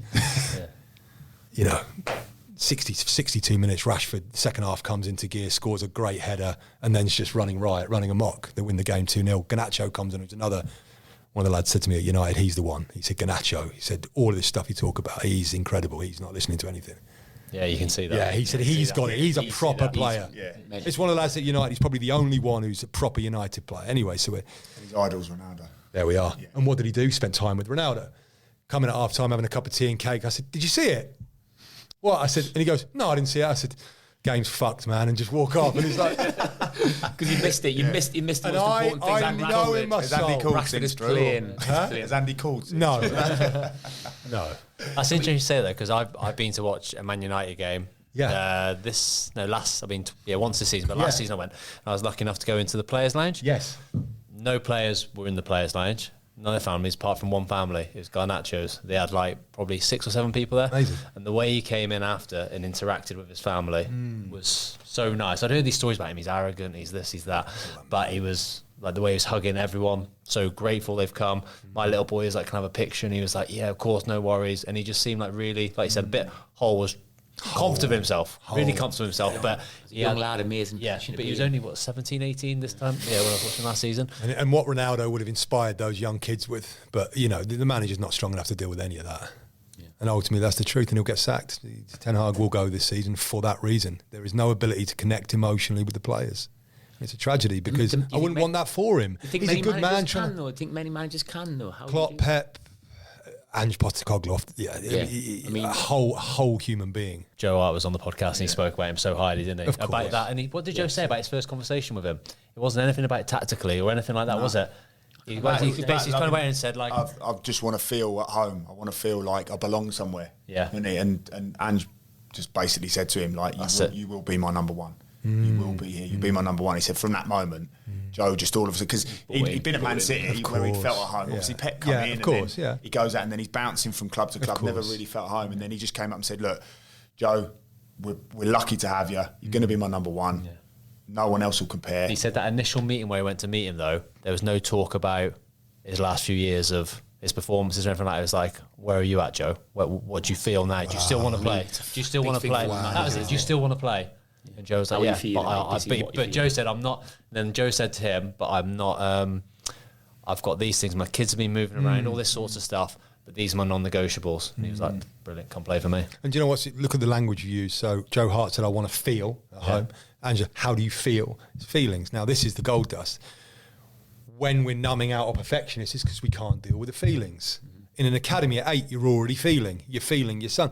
Feeling I've got to be the best player, the judgment. And it's at that point, we either block our feelings out or we continue to feel. But we need to know how to deal with that. Well, what's your thoughts on academy football? Look, I think it's been brilliant. If you look, I mean, my brother's been his academy director at Luton and then Norwich and then gone to Bodo Glint. He's spent his whole life. He's transformed academies. He's been brilliant. If we go back from my day and our days when you're coming through and there is no academies, so you can't say it's anything but good technically and tactically, but emotionally it's woeful, absolutely woeful. You see that football in general, or that's not a football in general. But you're into a system, and we talk about systems, religion systems, school systems, family. You're into a system at 8. We better make damn sure that the people running that system are emotionally intelligent. And you said you've written the framework for something within the PFA. Well, I wrote the course 3 years ago because a friend of mine running academy said, why do all these players outsource their work to you? What are we not doing? And I said, well, you're not meeting their emotional needs. And he said, you must have a way of working. There must be like a journey you take players on. I said, not really. We just talk. And he said, there must be. And anyway, I reflected on it. I thought, there is. They come in, they're afraid or they're not performing. So we deal with fear and they're probably over controlling. Then we've got to be vulnerable. Then we look at ego. So that there is. So I wrote these modules, 8 modules for leaders and coaches. Hard to quantify that though, isn't it? It was, but now it's been incredible because it is a proper journey from start to finish. And there's 30 questions each week. They're tough questions. I mean, we've just done toxic shame this week with these leaders. And there's 6-7 guys from America, soccer coaches, CEOs, MLS coaches. England had Adi Boothroyd came on after he'd been sacked by England. He was incredible because there were some young coaches on there. Sorry, Drew, is it like self-analysis or is it delivered? Oh, sorry. So I deliver it on Zoom. Yeah. Yeah, so it's 2 hours a week on Zoom. Right. 30 questions on Google Forms. We watch a bunch of videos, 3 or 4 2-3 minute videos, and we just discuss. I guide it, but then I sit back on mute and people start opening up. But they're tough questions. I mean, I've had many people get to halfway and they just kind of don't, they come on, but it's too much. Because it's not for everyone. Some people are like, I'm all right. But if you're serious about being a successful leader, you've got to do that work. Is it too much because they can't go there emotionally? They don't want to keep going into their soul like that. Is it too much? It's like people go, it's the fear of vulnerability. It is. Now the leader terrifying. in my school, like you don't show your vulnerability. You just don't do it. You don't expose yourself. I don't do it. Like I would say do that to anyone. Like even to people say don't do it to your wives, do you? No. I think that's one of the least people you do it 100%. to. I don't think you don't share like I'm worried about this, I'm worried about that. I'm just like everything's all right, be all right. I think sometimes that comes out of protecting people though, doesn't it? You want to protect people around you by taking it all on your own shoulders to make sure that they're not feeling it. And there is an element of that. Like it's not Brené Brown talks about, I use a lot of Brené Brown's content, she's incredible. But she talks about oversharing. You can overshare. It's not about like just crying uncontrollably all the time. It's about I better stop doing that. Yeah, but it's just about vulnerability means the truth. That's what it means. It doesn't mean, so what's the truth? Yeah, I'm struggling. I'm nervous. All right, I'm nervous. I'm afraid. Don't think I'm good enough. Back hurt. All right, well, that's... But not many men do that, do they? Oof. Well, so that means I know many women, but not many men. I mean, men in particular, though, isn't it? I mean, like you say, Divider, suicide, that pride, suicide, egos, especially in football, where it's the most macho environment. Do you know what's so hard for me? It's why I don't tend to want to be anywhere near any system clubs and stuff, because there's a massive push, mental health, and I know you want to talk about, there's a massive danger with the mental health movement on positivity, and it's toxic positivity for me. Let's just be positive here and a positive, you know, Southampton beat Birmingham at the weekend, and I was watching that game, and Wayne Rooney afterwards says, you know, there's loads of positives, we're going to be positive, and you lost 3 in a bounce. I don't know if there's positivity. I mean, we want to be positive, but let's sit in some truth here. We're playing within ourselves. Players look heavy. They're not passing to each other. We need to sit in that.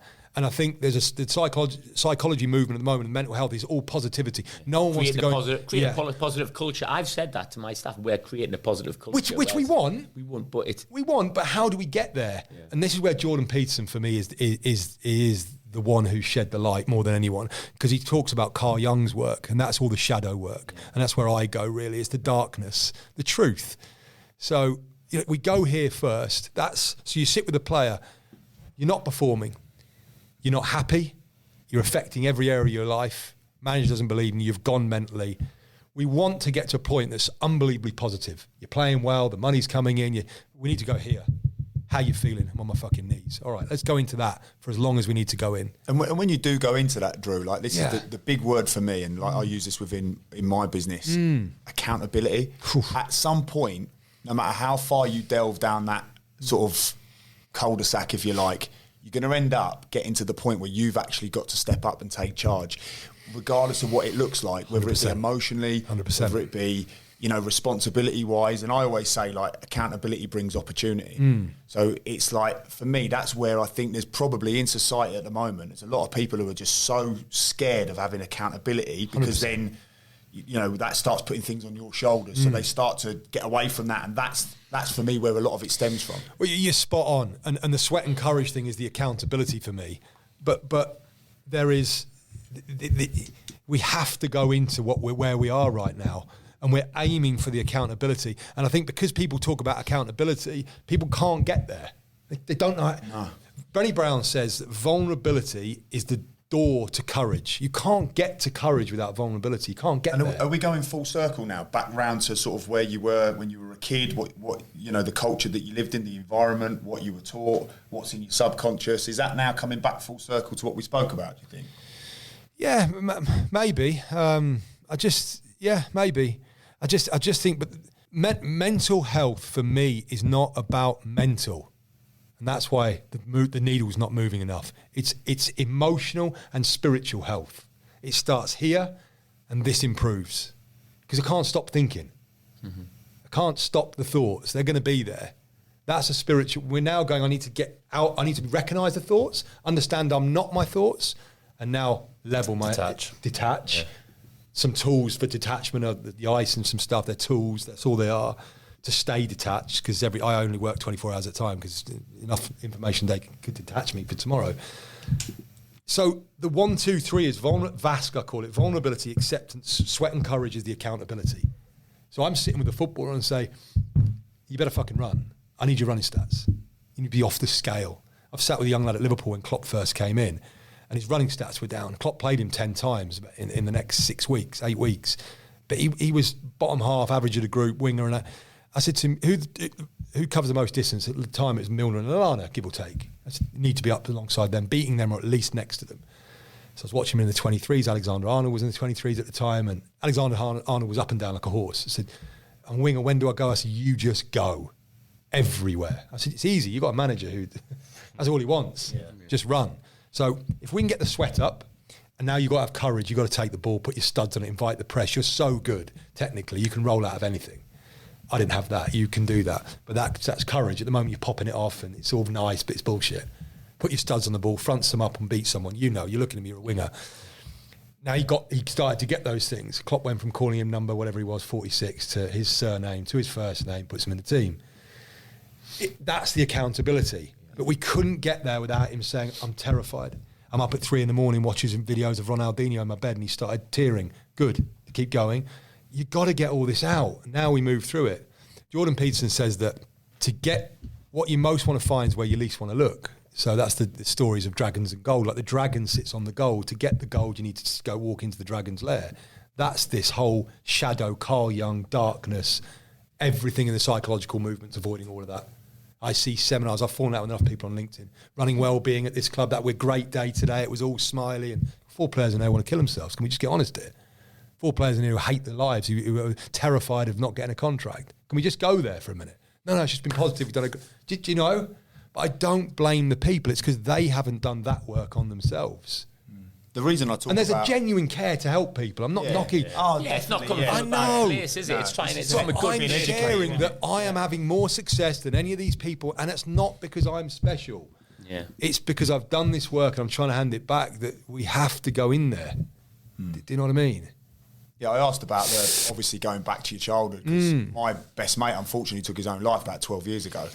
And then I look at the parallels of us, and obviously you spend loads of time, don't you, going analysing it all. What's gone on here? Like how, like what could I have done, and all of the above. And then you look at actually, like he was a middle class kid. I was very much like your typical council estate kid, and then I was very much like made accountable, where he was a little bit of a closed book, and parents would be a little bit, because they had the ability to sort of give him what he wanted, not necessarily what he needed, but more what he wanted whenever he wanted it.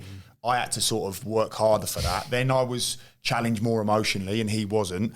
So I just come round to that, because it sort of all fits in place for me, you know, like when he was a closed book, and then, you know, he had everything, and seemingly good looking. And also what you've just said there is probably the most profound thing as a parent. They've created the environment. We do. As parents, we go, we've suffered to get there, to get the money to have a mortgage, to have a house. We want it to be a little easier for them. Yeah. And that's what they've done. And he had a wonderful upbringing and all of the above. And it was more so... It's too safe. It comes down to his accountability of like being given the things he needs and wants, and then taking that for granted a little bit. And I know that's actually quite hard to say. But it's the truth. But it's the truth. It's a global truth. That's a truth that's en masse. Yeah. And you know, when I've, again, you know, my kids are spoiled. We've got a lovely house. They've got iPads.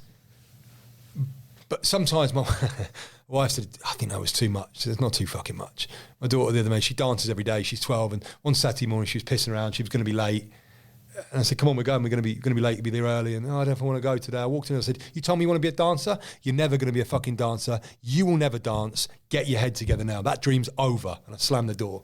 Wife's outside going, too much, that little bit. I was like, fucking hell.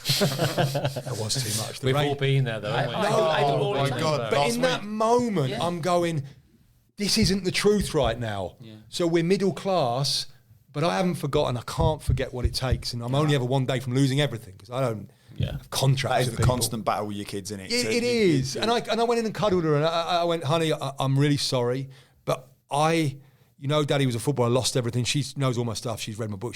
I said, this world will beat you up quick. Like, you want to be a dancer. There's kids in China, Russia, who are going to be dancing till their feet are bleeding. Now, you've got to be at it. And that's the sweat bit, right? Yeah. But no one ever gets this right. I feel the guy, I speak to the players sometimes, and one of the lads said, I don't ever get a private jet. It was an international break. There was tickets had all gone for first class to buy. I've got like 3 kids, and I'm not going to go in there. As a Premier League player, you can't really go in there. You can't. That's just the truth. And he's like, I've got a fucking jet. He said, I've never done it. Hired this plane. Kids are getting on. I've gone on. Daughter's 7. She's sitting at the back making gang signs at me with shades on a baseball cap. I switched. Fucking switched.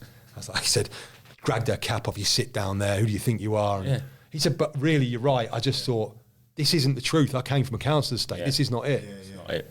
But it's hard. It's really hard. Because you wouldn't imposter syndrome. Imposter syndrome, Imposter syndrome, definitely. It happens all the time that they become soft. But you want them to have that edge. You want them to be tough and nasty. But then we over provide for them. Then they're asking. But I think that's how you do it. That's why. Look, at the end of the day, Jurgen Klopp and Man City are running like lunatics. They've won the quadruple, and they're all billionaires, millionaires. So you can do it. I call it healthy fear. And when I go into work with cultures, we have to create healthy fear. In football, there's unhealthy fear everywhere. Can't make mistakes. Healthy fear is, if you don't go to this practice, you should be damn scared of not making a dancer. Yeah. But I'm not going to shame you, nail you, humiliate you. No. But let's get real here. That fear should be on you. Yeah. We have a fear. You guys have fear of your business. I have fear every day, and It's healthy fear, Yeah. I think it's a good thing. It is. That's healthy Thinking that fear. sometimes when I speak to my boy, I'm Yeah. like, you've been taught to get a bit stronger because you're thin. Like, if you want to get a bit stronger, you're gonna have to put a bit of work in. If You do some not, press-ups, need to do some squats, do some need press ups, to improve your diet. Do need 100 to- press ups a day. If you're not doing There we them, are, guess yeah. what? Yeah. Guess what? You won't play. And that's making him accountable. 100%. Accountable. And that's you what do I'm- your press ups and you got a hell of a chance. I'm not saying you will, but you got a hell of a chance. And I think that's why this stuff. I had a coach recently. One of the coaches did my boot camp. He's now managing. Anyway, fucking an agent rang me. A player had gone to sign for him, and he got down there and he changed the contract and fucked him around.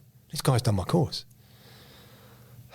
So I rang the hey, Drewe, I said, tell me this didn't happen today.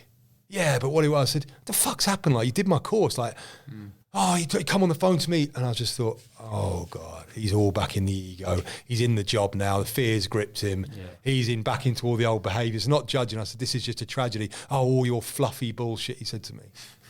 I went, oh, man. I said, look, I respect your opinion. I wish you well.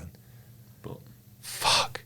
But this is what reminds me again. It's so easy to slip back once you. It's all right when you're out of work. Yeah. You're not in the technical area. It's all okay. And you can sit back and you can look at the worldwide view. But when you're in the mix, you get in that in the technical area, and you've lost 2 on the bounce, and you're back into over control again. And yeah, they haven't been doing great. So, and is it? It's not fluffy. This stuff we're talking about the highest level of accountability. We all are. But is emotions fluffy? So we're saying sweat and courage, like you say, is really accountability. Philosophy for my life. Yeah, of course. But then when we're talking about that accountability, like you've just said there, is it immediate gratification of like when they're in it, are they looking for a shortcut to that accountability? Whereas what you're saying is like, we'll sit down, we'll have a conversation, we'll understand needs and spirituality, but when they're in it and they need those 3 points because they've lost 2 on the bounce, do they need a shortcut to that accountability? And their way of doing it is going, well, you will fucking run and you will do that. They're in the dark emotionally at that point. What happens, and I've seen it with business owners, I've sat with them, I've worked with one guy now, so good, and he's so aware. He said, we've been down this last quarter. It's a big business in London. I'm in there every Wednesday. He said, we're down this last 2 quarters. He said, sat with the bank rings, and because that's what I said, is that what happens, the bank rings at your level of business? He said, yeah, because we've got millions floated on an overdraft and they need to see the business plans being met. I was like, shit. So they start just going, everything okay here? And that means they're just, you miss 1 quarter. I'm like, shit. You're like that, Dave, aren't you? Yeah, it's not me. So he's like, and I can feel the need in me to call a meeting with a team, grip hold of the wheel, nail a few people. Work ethic's not there. It's all there this morning. He said, I sat, I did my stuff, we're at gratitude, knowing, no, they're all working hard enough, they're good people. This is just hang in and just make sure they need support. And that's the ultimate level. Otherwise, you're straight back in, they're lazy. I see all the people at the moment coming out about United players. They're all, the players need to do more. And what are they talking about? Like, I got relegated 2 or 3 times. I couldn't have done any more. I was working my socks off. I was doing all this. It's not conscious. I need someone to free me up from the fear. Yeah, you're not going on there. You need to do the backdrop thing. You're not going on there. You're not and purposefully not working hard. You're doing everything that you think you do. You're going in the gym more. You're working your harder. You're like, right, I'm going to practice more crossing. I'm going to do more shots. I'm going to do more pull-ups on the pull-up bar. So you're straight into over control. Yeah. So you're trying to do more and more because you're thinking that, well, what can I do? What can I do? And at that point, it's less and less. Yeah. We need to lift the fear. We need to go back to being the children. We need to accept we can't win. We've lost 4 on the bounce. We might make it 5, but we're good. Good spirit, with good players. And you always played better, didn't you? With them, you had that. I think sometimes I like it, again, I tell you when I liked it, when I played it, if you were losing 2-0, because suddenly then, you're losing 2-0, like, can all got play nothing to lose, give me the ball. Can all play it 2-0 down. Yeah. And you play in some ways it's easier. It's harder when you're 1-0 up to take the ball on the halfway line because you're 1-0 up with 10 minutes and this is where you go to these top people, Man City, Man United, got to win every game. Yeah. Going into dangerous areas on the pitch and getting on the ball. Elite mentality. Yeah. One mistake and it can be a goal, but knowing it's the right thing to do. How many people have got that though? How many players have got that? Is that just the top ones? Is there players in lower league who've got that but haven't got the ability? Or no, is it I don't buy any of that bullshit. The old ability down the lower. What's he talking about? You see all these guys train; they can do everything. See lads in training who are brilliant. It's nothing to do with that. It's nothing to do with the ability. I don't buy any of that. They're just frozen and they're just screwed in their heads. They've lost themselves. You see so many players at every single club you've been to, you think you're the best trainer every day, but you just can't do it on a Saturday, and that is all obviously. Paul Ince looking at me going, what are you doing at this level? Yeah. Because this. Because can't get out of my head. Emotionally. Slip into over control because I can't deal with my feelings. I don't even know what they are. So now I'm thinking, well, if I get in before everyone else for foam roll, eat perfectly, but you're still shit. And that's the difference between you and Bellamy. Bellamy was able to be authentic. I mean, it's not care, but like it's healthy. He had a healthy disrespect. But hanging, like, you're telling me I don't agree with that. But so he did a podcast with Tubes lately on that. That's that golf form where they walk and play, and it was fat. He was very honest, and he says, "My whole career has lived on sleeping tablets, chronic anxiety, crippling anxiety. It was powerful." So he did have. He said, but my way of dealing that was just block it all out. Now you can do that. If you can do that, you're going to have to use stuff, drink, do you women. feel like for Bellas, for instance, he. On the football pitches where he could just be free or anything like that. Do you buy into that? Because a lot of people talk about that. I think when you've got that level of drive, I wouldn't have thought you're free on the pitch because that's where his whole life's built around that being 9 out of 10. Yeah. So I think what they go into is a level of what do you do at that when you have that desire? What do you do with it? You either numb it out, which I think he did, sleeping tablets, snooze, all this stuff, and just crack on. I couldn't numb it out because the numbing out, I wasn't brought up that way. I'm a model pro. You train harder. You don't numb out. You don't go out gambling and drinking and smoking. And if you look at these top boys, look at the Beckham thing recently. Yeah. They go to Real Madrid and the old Ronaldo, he said, he starts laughing. He said, Capello came in and, this is rules. He said, we don't do any of that here. He just said, we don't do any of that here. And just rocked back in his seat. And and then he went straight to the restaurant. They're all there and the wine's out and that's all good. We've got to sit down and we'll be there at match day. And I think that's the difference with the top boys. They're not going down that road. They go 1-0, 2-0 down this end. We're all good. But people think that's because they're great players. Yes, they're technically really good, but it's emotionally they're exceptional. Yeah. Technically they're good, emotionally exceptional. Taking the ball everywhere, risking. Yeah, fabulous. So if you're the manager, you're encouraging all that. You're you have to be it. You have to be it. You're letting De Bruyne, like Pep, De Bruyne shouts at you. Yeah, I'm going to get that because he's Kevin De Bruyne. And if I want Kevin De Bruyne on my team, the reason why he's a great, amazing player is because he wants to do his own thing. So can you have 11 players doing that though, or do you need the ones big enough character? Let's look at.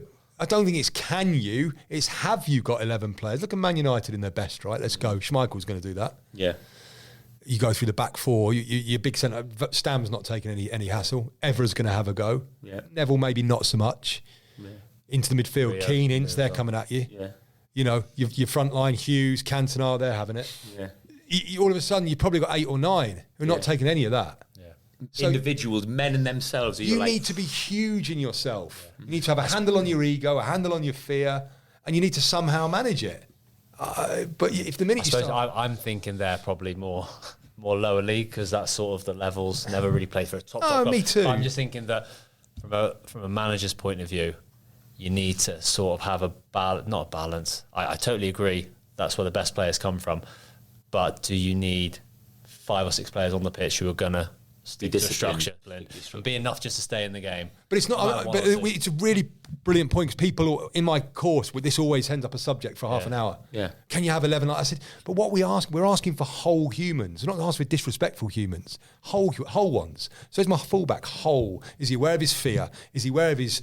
Is he aware of his? I'm going to play safe. So we've got to be careful with discipline. Is that now conforming and safety? I've told you this. I want you playing this. But you wouldn't play. I want to trust him. You need to be able to trust him. You wouldn't play with discipline. I don't want him to wander off on the right way. No, but then surely it comes a point where going, he's a good player. He's not stupid. He understands there's a time to go. But we're going, there's a time to go.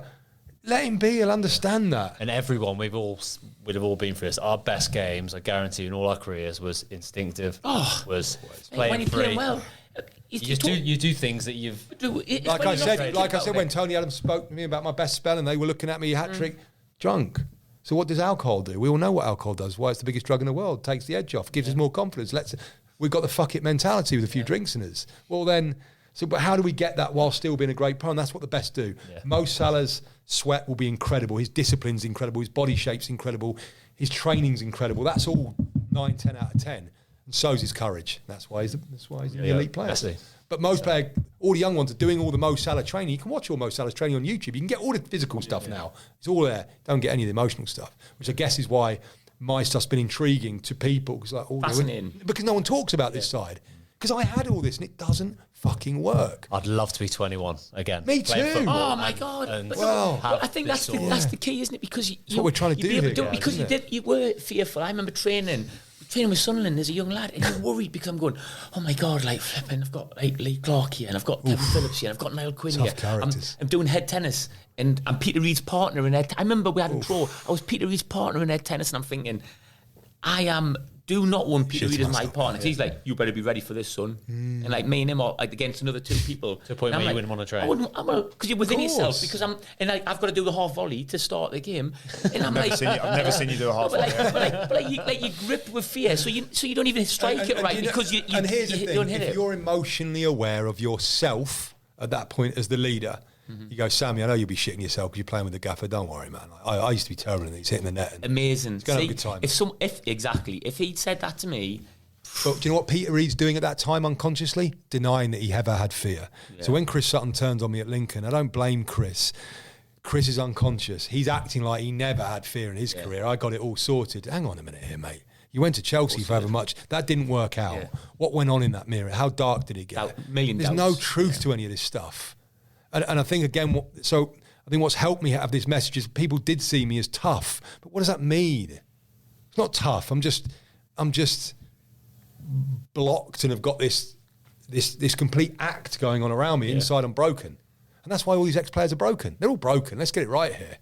You have to take a divorce rate, the PFA show out, and all this stuff, the bankruptcy rate, the addiction rate, because it's all feelings. They've all blocked them out, and I'm Mr. Tough, I've got everything sorted, and have you? I feel like we've got like at Brackley, we've got like a real good balance in terms manager of Brackley. Yeah, Oh, so amazing. Brackley in Conference North. Yeah, I so know, yeah, we yeah. have like A a tough really league. good, really tough league. But we've got a really good balance. Like I think I've got a really good relationship with the players. You know, like you say just there, emotionally, I think they're all tuned in to what it is that we're doing. Well, you're on this podcast, so you must believe in all of this stuff. Yeah, and I think they get it as well. I think, and Do you again, speak to them though? Do you say how yeah, they're feeling? yeah. Like I'll speak to them collectively, I'll speak to them individually, and I think as well, just like what you were saying there. Sometimes I always do this like this grip when I hug them. I always do my like jiu-jitsu grip there, and I just pull them in just so they know that I mean it. I feel You know? this. And we always shake hands when they come in, and we always shake hands, and they lead it now. They lead it, and then they're all in it together. And you know, we've got a missed fixture this weekend, so I'm thinking about what can I do with them. I've obviously got to go and watch a fixture after training in the morning, but in between, can I get us together for some lunch? Can that be a little bit of a treat on my side? And then Can't be too forced though, can it? No, it can't be forced, and that's what I mean. We don't do it very often, but then equally, we're just talking about structure within a team. You know, so I talk a little bit about to get the edge on the opposition, right? We do things where we can predict the future. So we know when the ball's on the right-hand side without giving too much away, we play around in 3, switch around in 2. Yeah. We know how we're going to do that. We're going to balance off on a, angle and support, compact and depth. From a tactical point of view. Loads of the tactical stuff. But then it's like, what I say to him is, listen, this is our team, this is our collective identity. So something that we spoke about before is like, please speak openly, and it's going to take a lot of courage that we speak about. Speak openly, because if there's anything, if you're unsure about our identity or you disagree with our identity, the time's to speak about it now. And right across the board, I've had complete buy-in, and then one lad who I've brought in pulled me last night and just said, I don't fit into the way we play. I feel like I can't be myself, don't have too many touches, and I knew, obviously from past experience, he's thinking to himself, I'm going to get hammered here by the gaffer. And I just went, well, first of all, can I just say thanks for coming to see me? Amazing. Being honest. Amazing. Thanks for and do you know what? You've said there about your happiness is the most important to you. Football aside, we won't get in the way of your happiness. So if you need to find somewhere, obviously it's got to be, the club can't sell you to our rivals or anything like that, but if you need to go, you need to go. And thanks for giving me the heads up, because we can make this work for us all. And he's just done it in the right way. But then with my team, I know there's complete buy-in, but we do need to have a team approach. We do need to sort of all understand. And then what I say to him is, my job is to get you into areas where you can express yourself. But those areas have got to be more frequent, and that's the role I play. And I think they get buy-in, but I just feel like there's got to be that little bit of structure in there. Of course, it's not structureless. I mean, this is the beauty of, I certainly won't be sharing what I do, but if you look at the work at Southampton and why Russell and I... He's all on structure, isn't he? The way he plays in terms of... But Russ is a guy, again, going back to who you are, he's got a huge moral fibre. You speak to lads when he was captain of Norwich, he was pushing the green movement and holding standards at Norwich. He's a really good man. He's a good human with a strong sense of self, strong moral compass, feels things emotionally, and technically very, very intelligent. that's the only. That's why I'm there. I mean, I'm not really interested. He's a good man. He's a good man, and so these conversations we can have with him, with the player. I wouldn't be interested in working at a club. There's no value to me working at a club, and because my job, what's paid the bills the last 10 years, undoing. This is the truth. Undoing all the work of the coaches. That's mad, isn't it? That's what's paid my bills. You can nail me, you can message me on the line. That's just the truth. What do you want me to do? I tell you, that's what it is. Why else are they paying me?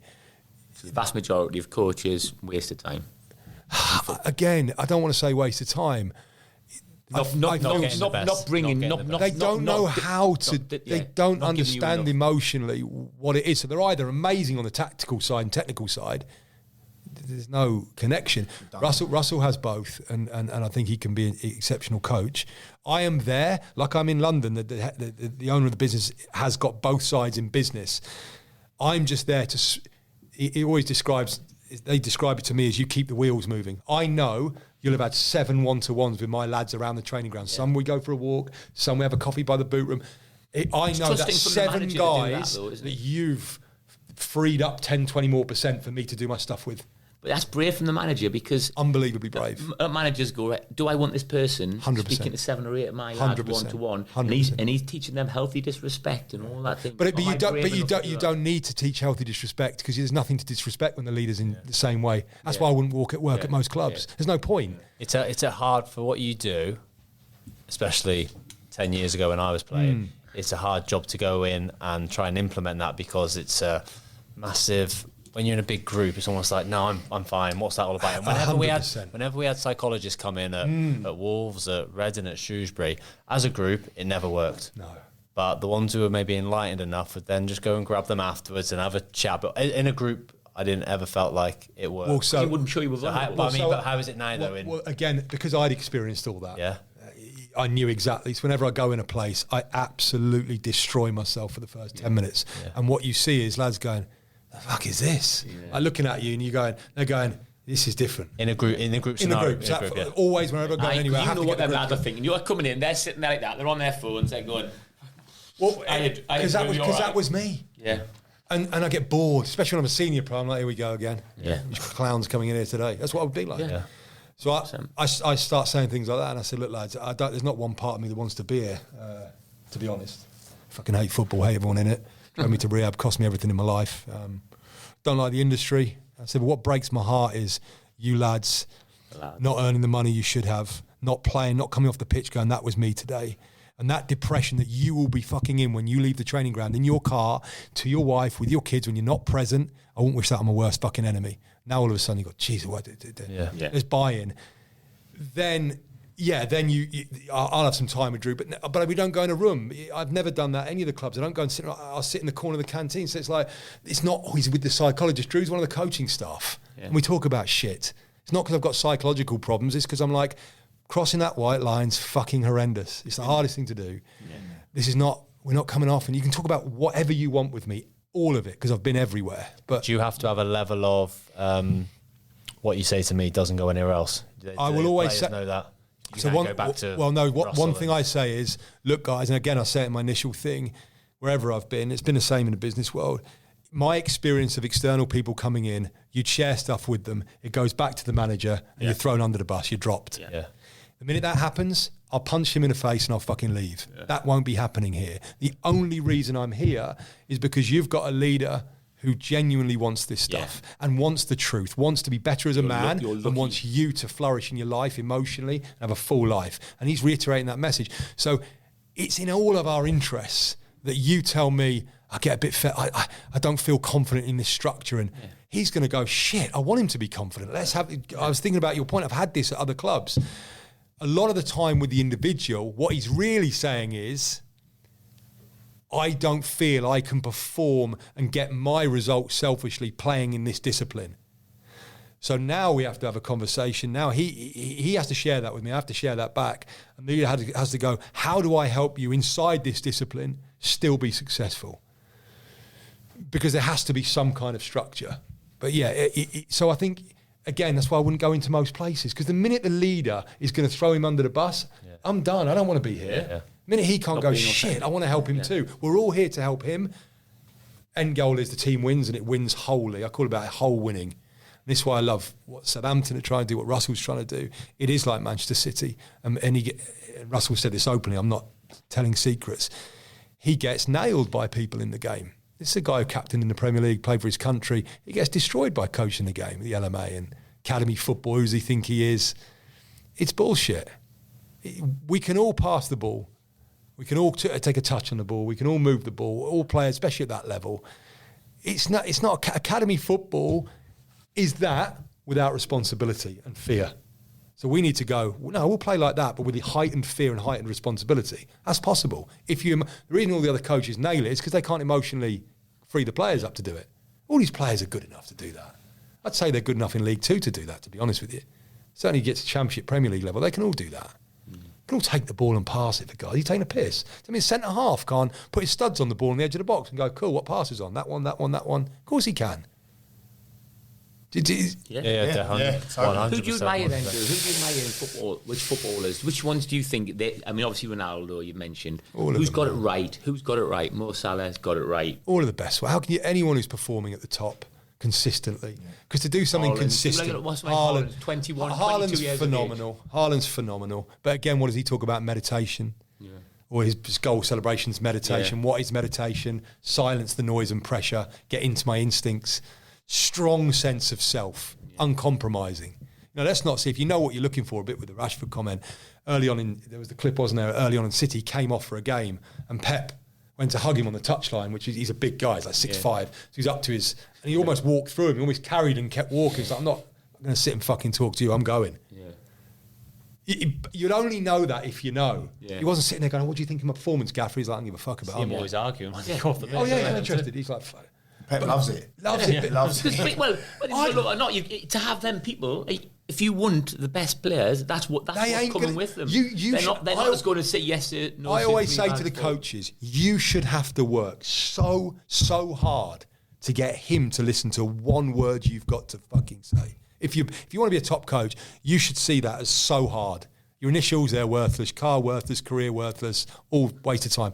To get him to buy in, you need to connect with them top ones. And they need to be authentic, the managers, because if it's bollocks, you just see through They'll see through it because that's why they're so good, because they know who they are. They're not doubting He's anything. wasting his time. He's insecure. He doesn't believe in it. Forget him. So I think all of these top boys, you just see it. You can see it on the field.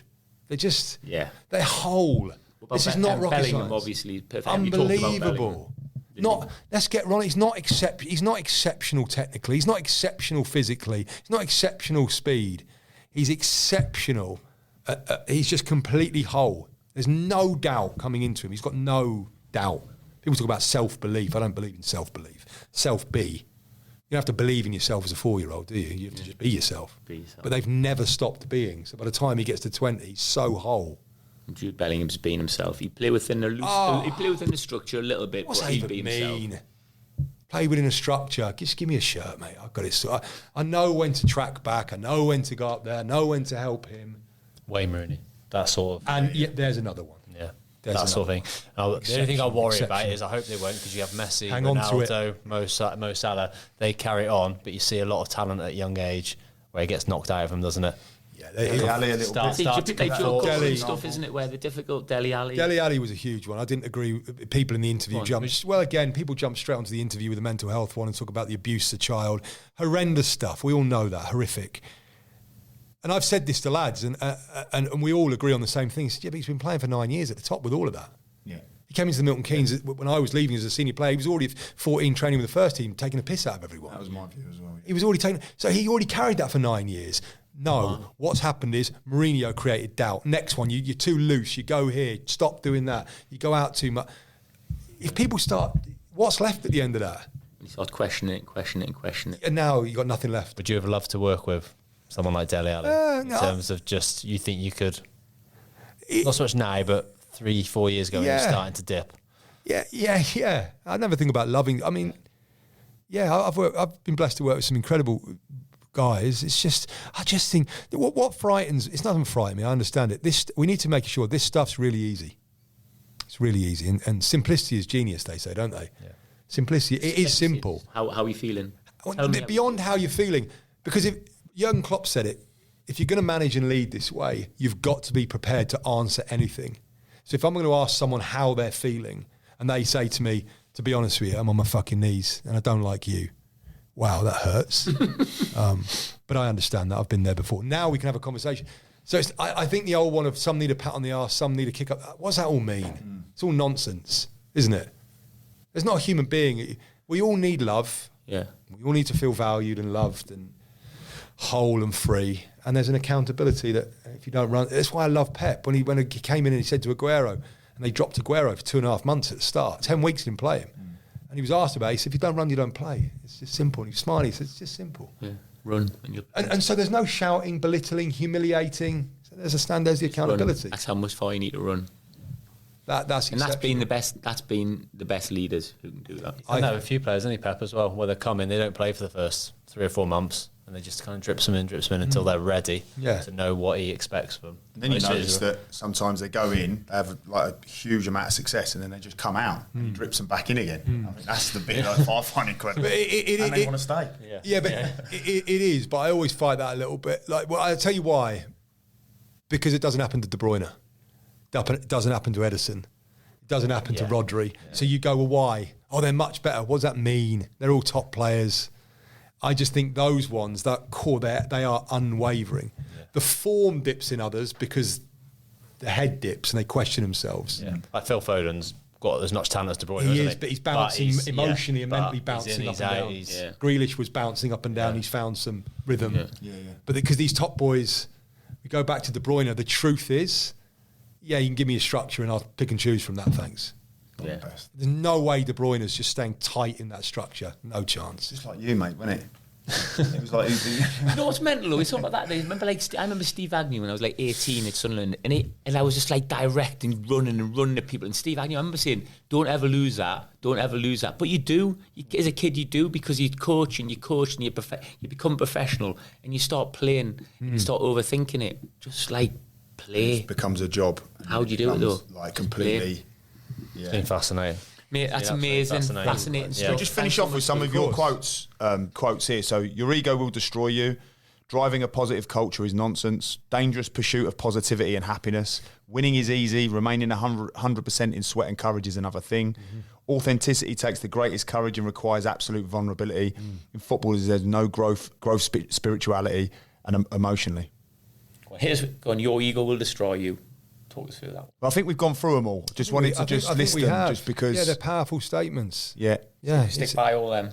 Powerful. Yeah. Ego is the opposite of self. Be yourself. It will destroy you if you start being anything other. What's the next one? Driving a positive culture is nonsense. Well, yeah, it's only nonsense if you don't go into all the darkness.